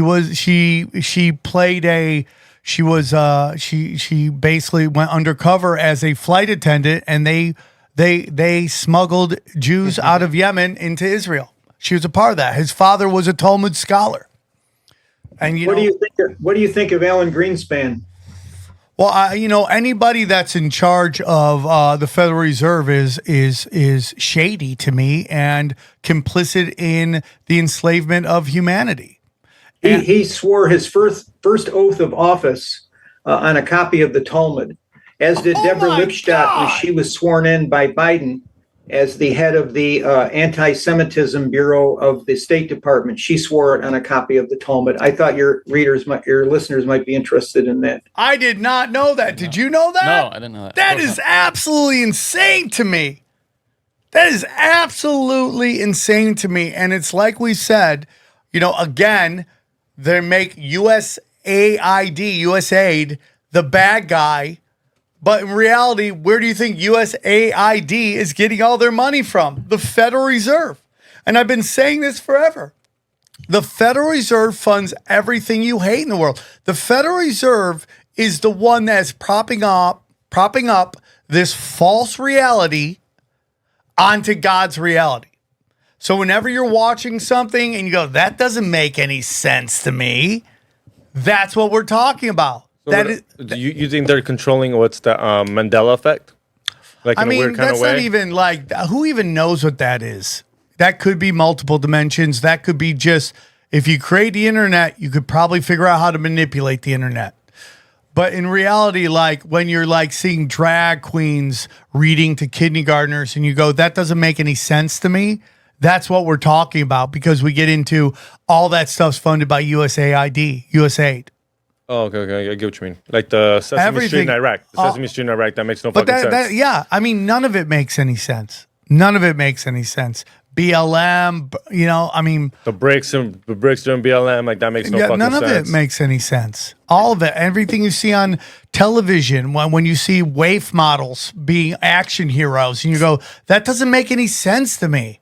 Or women going to space. That I mean, dude, Amazon is a wing of the government, dude. Amazon is a wing of the government. I mean, I don't care what people say. When COVID shuts everything down, right? When COVID shuts everything down and the only stores are open are Amazon Fresh, I mean, that is, to me, fascism. And it's the best example of that. That is fascism right there. So everything is funded by this Babylonian money magic, fractional reserve banking. And it's like, and people don't realize, you're like, if we're trillions of dollars in debt, where's that money go? Oh, it goes to sustaining the beast system, the satanic system. Okay. You know, it's like kind of like when you get into, Kamala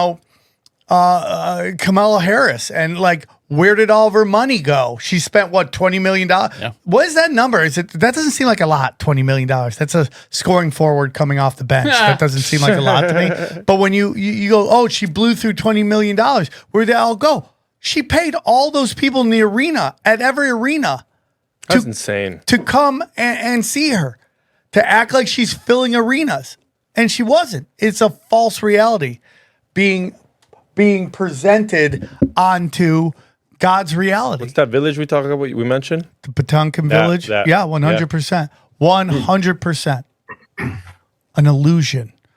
Sir, is there anything we didn't get into that you wanted to cover? Well, I'm at revisionisthistory.org, and what I will close with, because it has an economic angle to it, is that, as we know, God had a plan in the Old Testament, which is still in effect in the New, to keep people out of debt peonage. And this is what we've been partly talking about today. And so the traditional halakhic reasoning views the prose bowl. That's a rabbinic enactment that modifies the application of biblical law. And let's look at that biblical law for a minute. Deuteronomy 15, 1 through 2. At the end of every 7 years, you shall grant a release. And this is the manner of the release. Every creditor shall release what he has lent to his neighbor. He shall not exact it of his neighbor or his brother, because the Lord's release has been proclaimed. End quote. So this commandment mandates that all loans canceled in the seventh sabbatical year, preventing perpetual debt and promoting economic justice, because God did not want his people, and since Jesus came, we are all now his people, to be in debt peonage for all their lives. Okay, so what does Hillel do? He comes along and issues a nullification of God's law. God. And he says that you can collect on these loans after 7 years. He's transferring the loan using a legal technicality. Like many of us have been oppressed by lawyers who have used that against us. A legal technicality, a loophole, to say that I'm putting this law of God under the Beth Din, under the rabbinic court. And the court can then proceed to permit loans to go beyond 7 years. And if we were really a Christian society and not just a Bible-banging society out of the Talmud belt down south, advocating for the mass murder of civilians overseas, then we would have loans that ended at 7 years. And yes, it would be workable because God commanded it, and therefore his grace would make it workable. So this is a textbook example of situation ethics as Hillel enacted it, allowing creditors to collect debts that God commanded should be canceled. And I thought that your listeners might be interested in that. I love it. I love it. That's a great question. So I see you have 2 books on you. Can you go back to his books? I'm going to buy these books.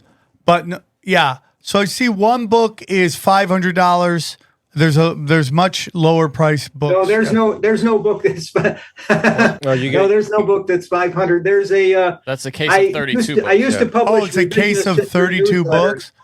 Oh, because it says The Occult Resistance Church by Hoffman. It's only a few copies remain, and I'm not judging the price. Oh, that's a first edition. Okay, no, that what it is we printed 3,000 copies of that book with a color insert, which I'm very proud of, on gloss paper. First one of my 10 books that had that. I'm gonna buy it. And but no, it's available for much less than that. I think $49.95 or something like that.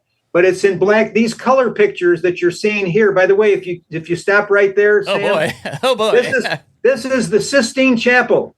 This is the holiest Catholic church in the world, in the Sistine Chapel. And the guy you see there naked with his genital organs in the mouth of the snake is the mayor of Rome, who objected to the nudity of Michelangelo's Sistine Chapel. And so Michelangelo painted him into the Sistine Chapel in that particular figure. And I thought Catholics might like to know about that. That's so But funny. anyway, no, it's that book. There's only like 16 copies left of the color version.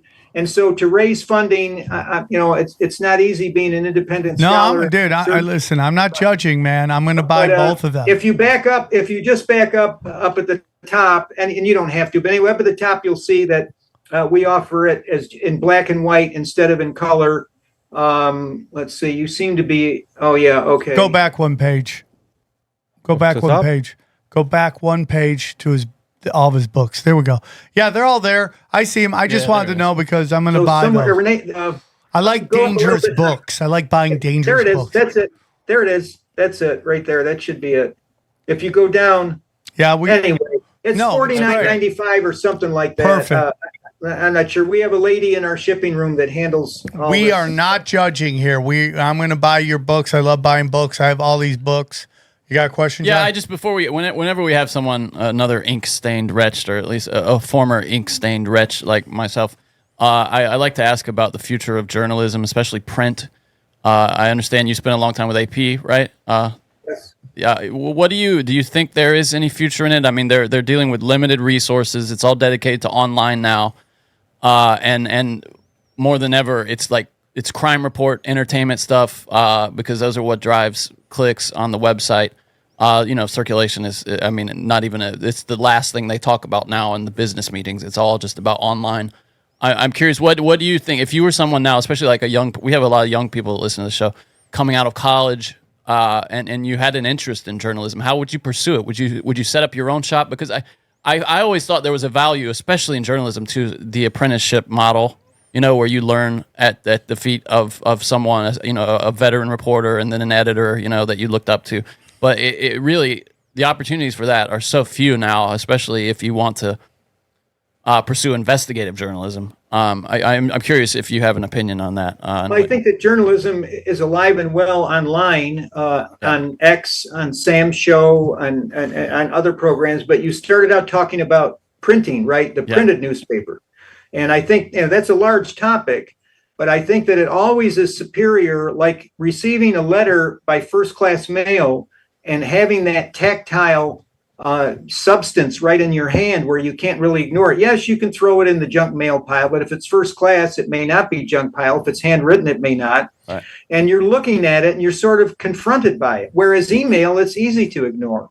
And when I was reading the New York Times as a New Yorker in its paper form, I could get the entire paper, every corner of it, look it over with ease. I think that that's something having to do with what John Stilgoe talked about in terms of reflected light and directed light. When we're reading, the light is not directly in our eyes. It's coming usually from behind our head or above our heads. Yeah. And that's much easier for our mentation and cognition rather than staring into a screen where the light is flowing towards us. Most of the movie theaters, as you know, in the old days, the light was reflected over our shoulders. So there was sort of an organic aspect to that. So I unfortunately only read the New York Times now in digital format because they've concluded their distribution of the Times in North Idaho, but I much prefer the printed edition. I think that we get more out of it. Having said that, I work with texts, both printed. I have an extensive library, more than 3,000 volumes of printed books, but I'm also using Kindle because I have to scramble to get this information. I hate to say that I'm rushed with all these labor-saving devices. I used to live among the Amish, and they didn't have any labor-saving devices, and they had all the time in the world. We've got all of them. We have no time. It's God's revenge on modern technology, I guess. But no, absolutely read books. And if you want to be a great writer, read the great writers, Charles Dickens and people, Mark Twain, people of that caliber. There's no substitute for that. And to have the book in your hand, I think, is a much more fruitful, holistic experience to have it on screen. But either way, let us expand our minds short of this entire videodrome psychedelic world that they're pushing on us. Let's learn to read, first of all. I mean, I really wonder to what degree is the young population semi-literate, which is another issue. Yeah, it's a big issue. They've spread parents so thin right now. It is so hard. And then, there's just so much going in on that. So, well, and think about the generation that's going to come up with AI, where they can. I mean, every answer is at your fingertips, and you'll have it read aloud to you. I mean, I'm ashamed to admit, my interaction with AI now is mostly over voice. I talk to it, talks to me, while I'm doing other things. I saw my nephew's penmanship the other day, which was not cursive, horrible. Oh, yeah, cursive's done. No, we're working. It was normal. I'm going to put out ninjas. I don't care. Mr. Hoffman, it was an honor to have you on the show. You have an open door anytime you want. Truly. I'm going to talk to a couple people in the space to see if they can bring you on their show. If you don't mind, I would love to do that for you. And thank you very much. And I also want to say I'm hopeful listening to the three of you, because your show is supposed to be a radical way out kind of program. And here the three of you are advocating for cursive handwriting, printed books, and it looks to me like there's hope for the future. Well, brother, I appreciate that's a nice thing anyone ever said to me. And we look forward to having you on again, and we will talk to you soon. Thank you so much. Let's break down the episode. Damn. Brought it. Spicy. Dangerous. Michael Hoffman pulls no punches. I just love when we have somebody on who's obviously read some books. You know what I mean? Like, there's some danger in reading books. In between the show, I was thinking about how I'd love to have him and Leonardo have a debate on Hitler. And, and I know Leonardo would be good about it. She's great. That would be interesting. That would be, she would do it. I'm not She's sure already said how much fun he would have with that. But, like, you know what I mean? Because like, does she have scholarly citations, like primary sources that she can cite? Because he's going to be like, in 1938 it was written that, and she's going to be like, yeah, but I saw on TikTok that, Well, that's the whole point of the debate. I mean, do you think that goes for more than, okay, I mean, yeah. I mean, it could be a 20-minute debate.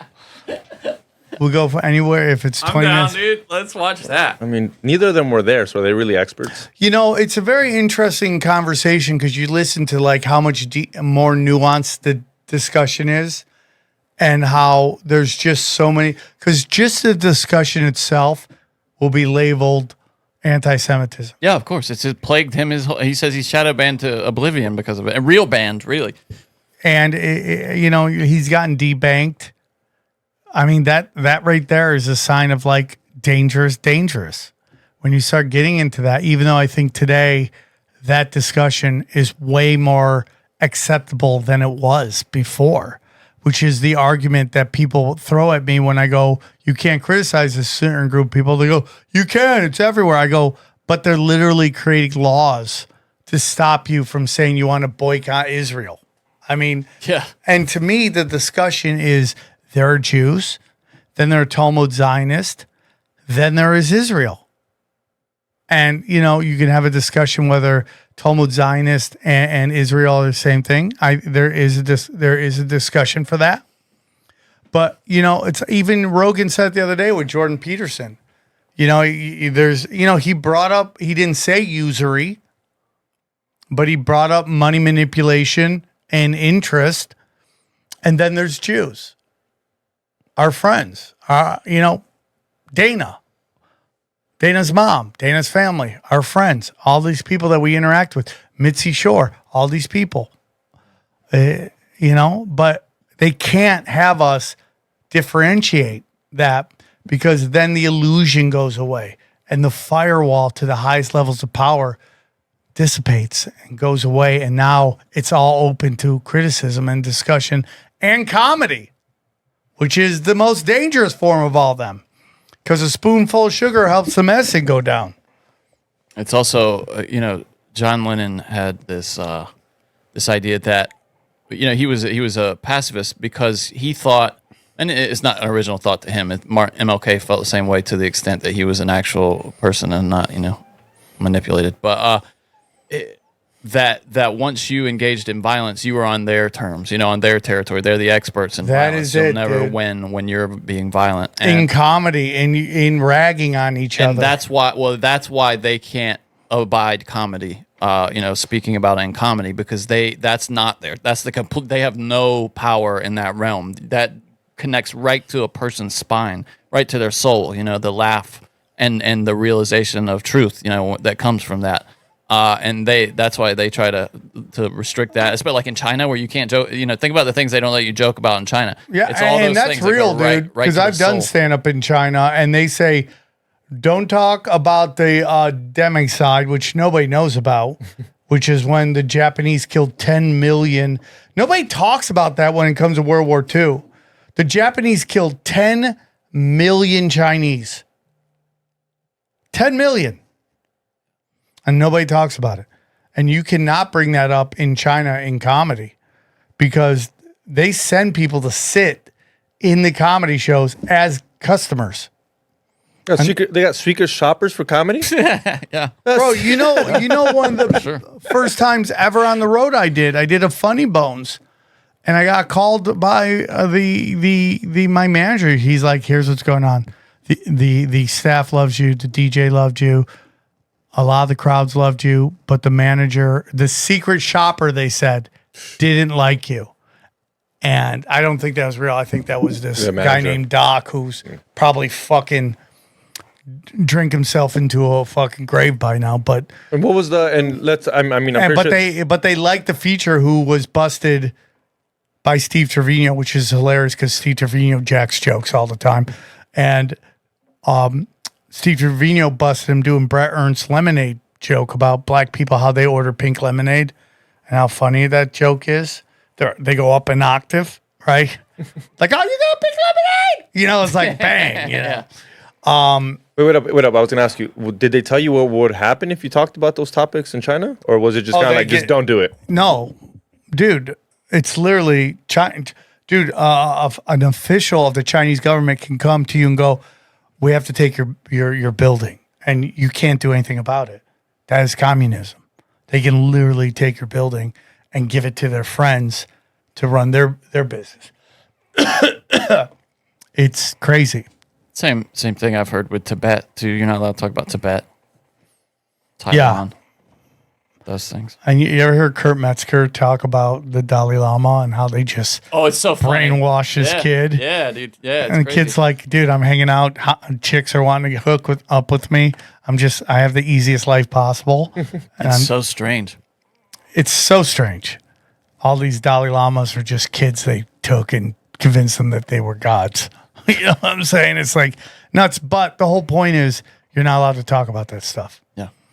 And because once it takes roots and it just starts to fester, you can't control it.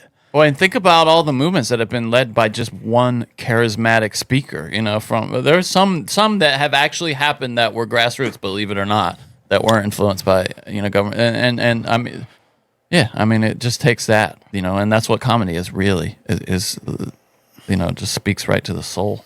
And that's why, I'm convinced that Jerry Seinfeld was a ploy to convince people that the only way you make it in comedy is to do this family-friendly corporate bullshit. About nothing, literally. And, it's like, and you can say whatever you want about me, about the world, at the world-famous Comedy Store, where my setting, where I am and what I'm going to do and all that shit, like in terms of like, am I having weird sets there? I get standing O's all the time. And then I'll have a couple weird sets. Like I just had a weird one the other night, but the whole room was weird. Literally one of the funniest comics got off the stage and was like, oh, they weren't laughing at that at all. and whatever that is, like these young comics, they're all great writers. They're really great writers. They have great form. They have great structure. It's all corporate. It's all corporate comedy. Everyone is a demographic mascot and is doing corporate comedy, not to piss off anybody, which is the shadow in the cave industry that is completely dying. It's dying on the vine. Now it's moving towards the internet and YouTube and Instagram deciding who has careers and who doesn't have careers. That's 100% happening right now. But it's also energy, right? Which gets into the next episode. But yeah, I mean, I understand that. It's so funny because, the way we do the show, we do 2 episodes and then we break down the episodes. And it's just like 2 different energies, right? And it's just like they're both equally important. One is realistic, honest data that can make people uncomfortable, and the other one is hope. And they're both equally dangerous to, the people who... The establishment. Yeah, the establishment, yeah. Right? And that's where you start to get debanked. When your idea is so strong, they need to do something about it. And it's why we have a show where some mystery person uploads our episodes to YouTube, and then we get told he's getting strikes now. People think it's one of you 2 guys. It's Mark. It's not me. I'd rather... Mark swears it's not him. I thought it was Mark at one point. And I think Mark thought it was you, actually, which is hilarious. No, I mean, I would have already told Sam, like, hey, I'm doing it. Yeah. No, I've thought about I wish starting people a new understood one. it. When you tell me our numbers aren't good because I suck, and the guy who nobody knows is uploading our episode is now complaining that he's getting strikes for medical misinformation that has already been agreed upon. That it's all coming out that what we're calling out has been called out by the establishment, but yet YouTube refuses to give an inch to it, and we wonder why they're suffering, and they are suffering. It's not just ChatGPT and all these AIs are destroying their search engines. I mean, like, you look at Facebook and Instagram, they're in trouble. You're looking at Google's in trouble because they've basically controlled the search engine, which is hilarious to me. Because that to me kind of gets into are they trying to kill off an old brand and run everybody into AIs? Right? And Johnny says that Google gives you an AI. Well, it's interesting because for a while there was this trend, especially last year and the year before, where people would append the word Reddit to any of their searches so that they would get Reddit responses, because what they wanted was an answer in English in the form of a sentence. They wanted something from a person. And Reddit, an AI comes along just after that, and now when you search Google, if it's like a question or something that can be answered in that way, it'll have a little AI answer at the top. Yes. Like, yes, this is that was and 1927. how people are, and we've complained about this before, how people just assume AI is automatically telling you the truth. Yeah, I have a real problem with that, dude, because you're seeing that on social media everywhere now. You put out some piece of information, and somebody comes at you with like, well, Grok says this, or Grok, is this true? Dude, some it's guy called just did hallucinations. that. They make Thanks, shit up. Grok. And it totally gave him, especially, dude, ask Grok a question that you already know the answer to. And don't make it like, oh, why is the sky blue? Ask it a dangerous question and watch it lie right to your face. Or just refuse to answer it. I asked it something a little saucy about what our guest was talking about today, about those passages in the Talmud. Yeah. Sorry, I'm laughing at Sam. And it just refused to. It was like, yeah, that's against our terms of service to talk about that. We don't talk about that. Exactly. Yeah. Isn't that funny? Yeah. It was just like, no, we don't talk about it. Yeah. Yeah. Okay. Not even like, hey, a little uncomfortable, maybe. No, just in red, it came up like we don't talk about that. Yeah. My favorite thing is when it goes, okay, this is against terms of service, but it still gives you the answer. I'm like, Yeah. I love that shit. Yeah, it's a dangerous thing, dude. And you go, especially when you get into the Hitler stuff, you're like, okay. I mean, when he said something that just totally answered what all the Hitler dick riders have been saying forever. He locked up all the Jewish bankers. Yeah, and he gave it to the Aryan bankers who did the exact same thing. If any statement has ever been said on tinfoil hat that is probably the most powerful statement ever said. That was it. I mean, there's been times people said stuff where I'm like, holy shit. But like in terms of recently, that's probably one of the most powerful statements said on the show. And it really answers all the Hitler dick riders' criticism and argument against that he's controlled op. He's, you know, I mean, it makes no sense when you look at Hitler and the Nazis and what they were doing versus what the establishment and the masses of mankind wanted and what they actually got, which was everything they wanted. The destruction of Germany and control of Palestine. Yeah. It was a wonderful episode. It is a dangerous, dangerous episode. I hope someone doesn't come in day one, listen to that episode. Oh, can you imagine? You probably won't come back. You know? Somebody's buddy tells him, like, hey, you like tinfoil hat. Sam Tripoli, it's really funny, you know, kind of lighthearted. You know? But I also like they said he was open-minded to any of it. Like, you know, the thought of Hitler dying in Argentina. He goes, I'm open-minded to it. If you have the docs, yeah. If you can produce a documentation which proves it, I'll listen to it. That's the right attitude. That is head on a swivel, guys.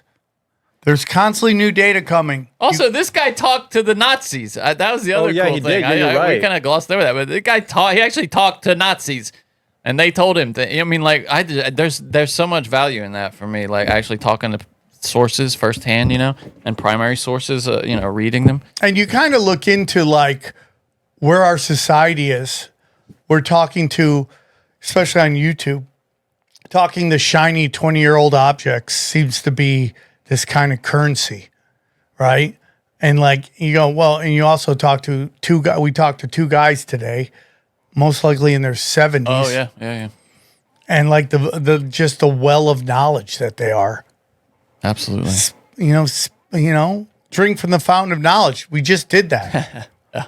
You know, and like how like when I watch these girls on Instagram who just in yoga pants, like purposely putting camel toe as they have dumb conversations, and you're like saturated and stupid. We know what you're doing. We're just powerless. They know what they're doing. We're powerless against it. Yeah. Oh yeah, dude, we're not meant to see that. It's our monkey DNA. We are now in a time where camel toe is attractive. When I was growing up, if a chick had camel toe, she had to move. She had to leave the city. She'd be made fun of. She had to move to another county. Which makes no sense why we would do that. Well, yeah, but it's also like this whole thing where now it's currency. Yeah. Or this idea that shame was a bad thing. You know, that's what the whole someone just brought that up on the pride internet. movement. You know, is like, hey, I'm. Remember when pride, you know, was a bad thing, like being proud. You know, that's not why humble. Lucifer fell from heaven. Pride. Yeah. And humility is really where it's at. But that's an anti-virtue now. People don't look at that as a virtue. You know? It's like, hey, dude, you want to be a weirdo? Do it fucking at home. Like this guy in Thailand, this Russian YouTuber from America went to Thailand. Oh yes, yeah. Now he's looking at 20 years. Yeah, because he was it was a tribe that had not been contacted, right? Ooh. And he was trying to go reach an uncontacted tribe. Well, it's also that he was like going up to their law enforcement, flipping their hats off, stealing their bikes, doing all this crazy shit. I didn't know that. I thought it was just about the tribe. I heard he left like a Coca-Cola or something out there. If we're talking about the same guy. I don't think we're talking about the same guy. It was like India or something? No, no. This is a guy who was in Thailand. Oh, okay. And was purposely going there to be like, look how crazy I am. No, okay, India. Let me see if I can find the one. India YouTuber, uncontacted. It's the same kind of thing, though. Yeah, just the arrogance. And he's also Russian, which is weird. Okay, his name is Mikhailo Viktorovich Polyakov, and he left a can of Diet Coke and a coconut as an offering to this uncontacted tribe called the Sentinelese.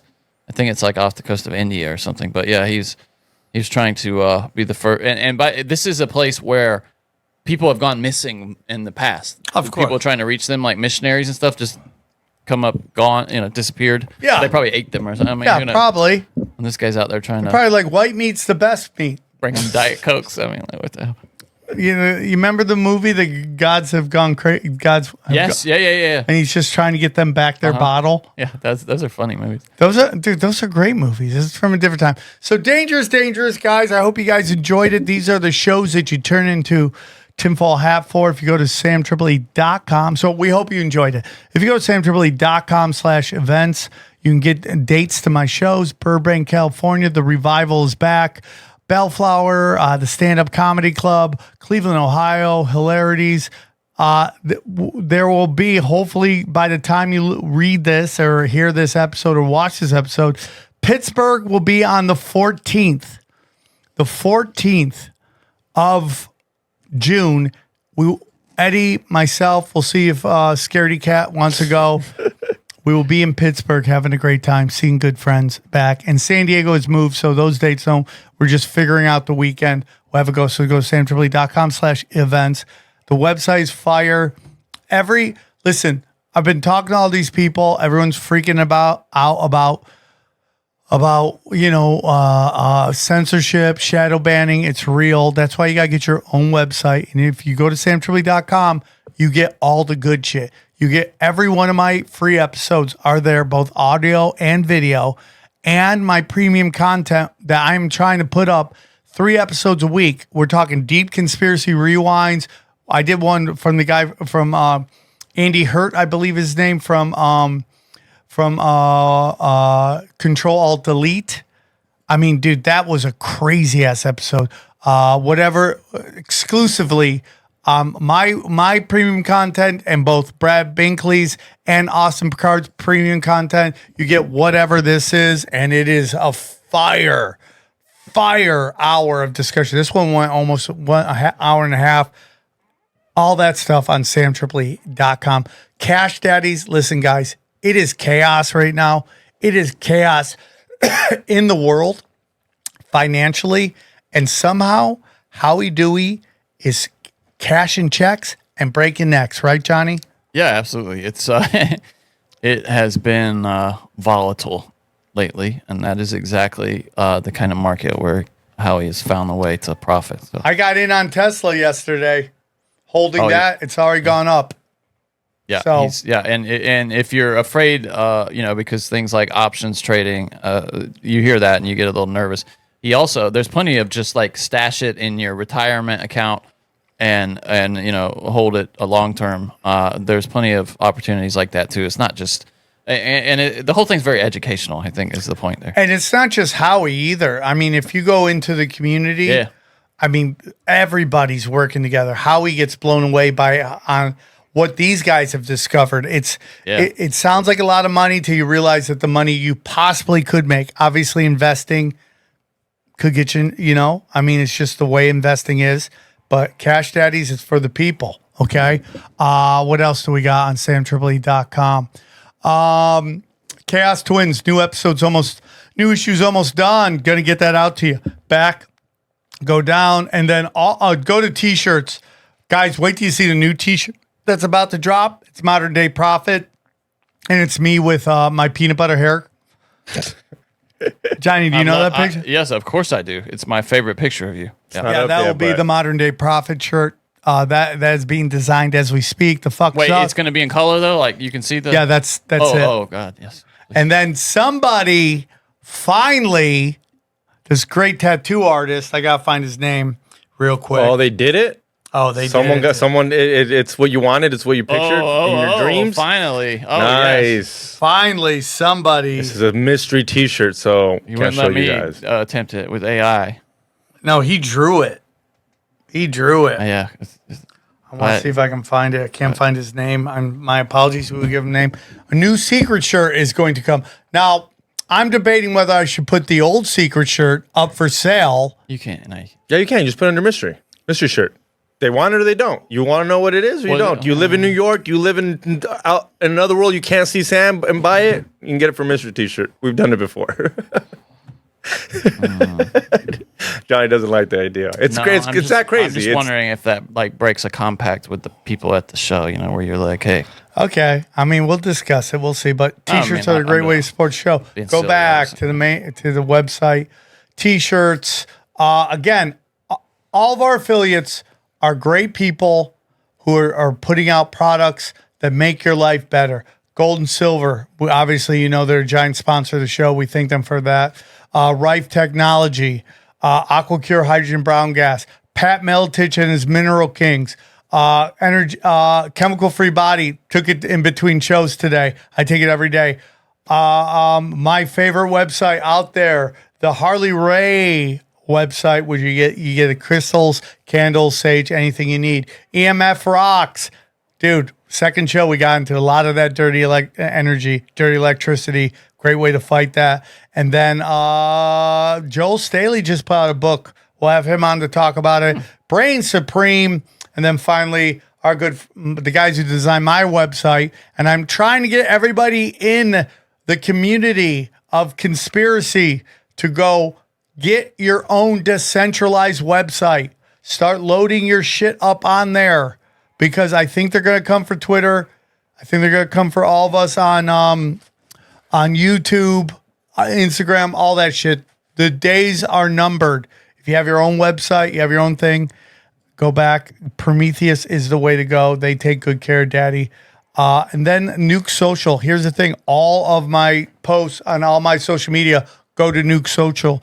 Xavier Guerrero is always fishing on there. Looking. No, I'm on Telegram, and sometimes I let you guys know on who the special episodes are. I drop a little secrets over there on Telegram. Go to Telegram, please. Telegram, check that out. Only Conspiracies. And then the 01, we'll be bringing back that show. Audio streams everywhere. Radio streams on samtripoli.com. You can hear Tinfoil Hat 24/7. And you can just, in all things Sam, all my specials are there. I'm about to drop 2 Crowdwork specials, Potty Mouth and Black Karate Robots. That will be out soon. I just had to spend time working on them.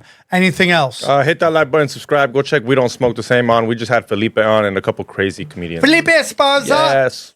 Johnny. Yeah, come check out the new Broken Sim. We're killing it over there. For some reason, people seem to like that show. We've been doing just it live two a dudes couple times. talking. Yeah. 2 dudes talking. Yep. Enjoy these highlights. Here's a clip from the latest Broken Sim. Okay, look. First of all, look at this. What a sassy boy. Look at his picture there. Look at that, dude. That guy loves war, but even though he was of age to go fight in the Iraq War, he didn't want to go. What a sassy boy. So sassy. Douglas Murray, long headline here, boy. So-called Israel, Hamas, Ukraine war, quote, experts spew false info on Joe Rogan's podcast. There has to be a standard. He goes, last week, I seemed to break the internet. I went back on Joe Rogan. Yeah, the only thing got broken is your ass. They broke your ass. They split your ass more than it was split before. Here, he said he's been on Joe's podcast a number of times and enjoyed it. Now, I'm curious if you think this next part is true.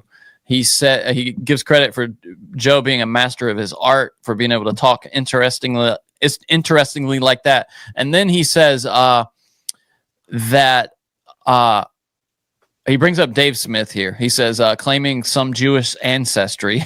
That's weird. Why did he say it like that? Claiming some Jewish ancestry. Yeah, the only Jewish interest you got it, buddy. Come on, buddy. Ancestry. Yeah. The only Jewish ancestry that Douglas Murray has in him is his husband's dick in his ass. It took you long enough to get there. I got there. It was worth it, dude. It was so worth it. Okay. So he goes, specifically, Dave Smith has decided to spend his time going around the podcast world sounding off about Israel. In the process, he largely cites people like him, people who have many views but no obvious expertise. He brings up Daryl Cooper here, who says he isn't a historian, yet has been invited onto some of the world's biggest podcasts as a historian. One of Cooper's many ahistorical claims is that Winston Churchill was the chief villain of World War II. On these many and other on these and many other. Let me just say something real quick about Winston Churchill. I said last week, Douglas Murray thinks that 2 people at the same level, okay, the same level of this war on each side, one guy good, one guy bad, and neither of them can at all mix and be the same person on each side. Okay, you know my theory on Hitler. He was a British spy. He's a gay tweaking British spy. Okay. Now, if we take a look at history, we take a look at the British India Opium Wars. Who were the bad guys there? The British, who went into China to curb stomp them because the emperor at the time would not allow opium sales. Okay. The Revolutionary War. Who was the bad guy? So we're told. The British Empire. Where is the war where the British are the good guys? It doesn't exist. Yeah, true. Except in the Iraq War. You remember? Remember who was the guy? What was the guy? The name that was in Britain at the time? Tony Blair. Tony Blair. Everyone calls him a war criminal. He bad guy in the Iraq War. But suddenly, in this one war, they're just pure light. I mean, are you crazy? It's the British Empire. So he starts going in on Cooper, and he this is the thing you got him on last week, which I thought was so funny. He said, when invited to debate the world's foremost living expert on Churchill last year, he declined, saying that he didn't know enough to go up against such a figure. I just think that's funny. He really leans into that accusation. So here's the part I'm curious if you think it is true, because it sounds to me like probably not true. He says that Rogan told him he could come on to promote his book, but only if Dave Smith could be there to kind of check him. What do you think? Do you think that's true? He said it's definitely possible. That to me just sounds unlikely. He says, but for my return to the show, the deal was that I could come on only if Dave Smith was once again in the studio, as if Joe did. And do you know what that says to me, Johnny? Yes. That he knows he took an L. And now he's like, I can only come on if Dave's there. It sounds to me like he knows he took an L. See, it sounds to me like he wanted to give, if he did this, I think he would have wanted to give Dave a chance to explain himself, because Dave was getting a lot of crap mainstream about the Churchill thing from the week or 2 weeks before. It almost rings to me like maybe he wanted to have Murray on with Dave to kind of give Dave a chance to exercise that idea a little bit, you know what I mean? Kind of work through it. And here's what he says, Douglas Murray. He says, I like a debate as much as the next Scotsman, but what resulted was more than a debate. It seems to have led to some kind of podcast world meltdown. The first reason was that from the outset, I challenged Joe on his choice of guests and why he had been giving a platform only to one side of a debate, and a very conspiratorial one at that. Yeah, so immediately defensive. So he sets off the tone. He sets this tone for what he's crying about right now. Yeah, right away. You set the tone, dude. You came in immediately, guns a-blazing, and the problem is you got outgunned. Yeah, and he even brings it up here. He says that experts have kind of had a bad couple of years. But he says it does not mean that a comedian can simply hold himself out as a Middle East expert and should be listened to, Johnny, as if he has any body of work. He's obsessed with this idea of you having some status in academia. Go up. You just jumped the most incredible line I've ever seen. Go down. That's what From the COVID lab leak to the Hunter Biden laptop, we have lived through years after which distrust of experts has become inevitable. But what he's trying to say there is he's trying to tag podcasters with the Hunter laptop, with the COVID lab leak. And this is my whole thing when, what do you mean by that?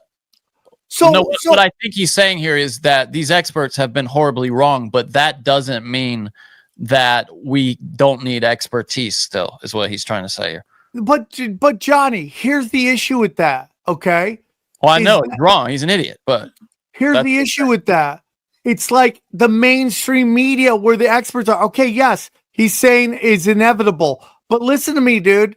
The left, it's my problem with and I love him to death, Mark Maron going off about Theo and Joe and Tim Dillon having Trump on. Why had Hunter Biden on? Yeah, it's so crazy, dude.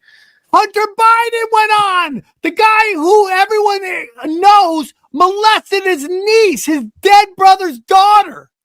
Oh, dear. Allegedly. I mean, like, what Allegedly. are you talking about? How are you comparing lies of the media to Dave Smith, who is right? And Dave Smith even said it. I was more right about COVID, which is basically him cleaning that up in this after the podcast, Douglas Murray. Dave Smith said, I was more right. If you'd like to hear the rest of this episode, subscribe to Broken Simulation in your podcasting app or check us out at youtube.com/Sam Tripoli. We go deep, homeboy. Aaron, open your mind. Drink from the fountain of knowledge. There's lizard people everywhere. That's some interdimensional shit. Wake up, Aaron.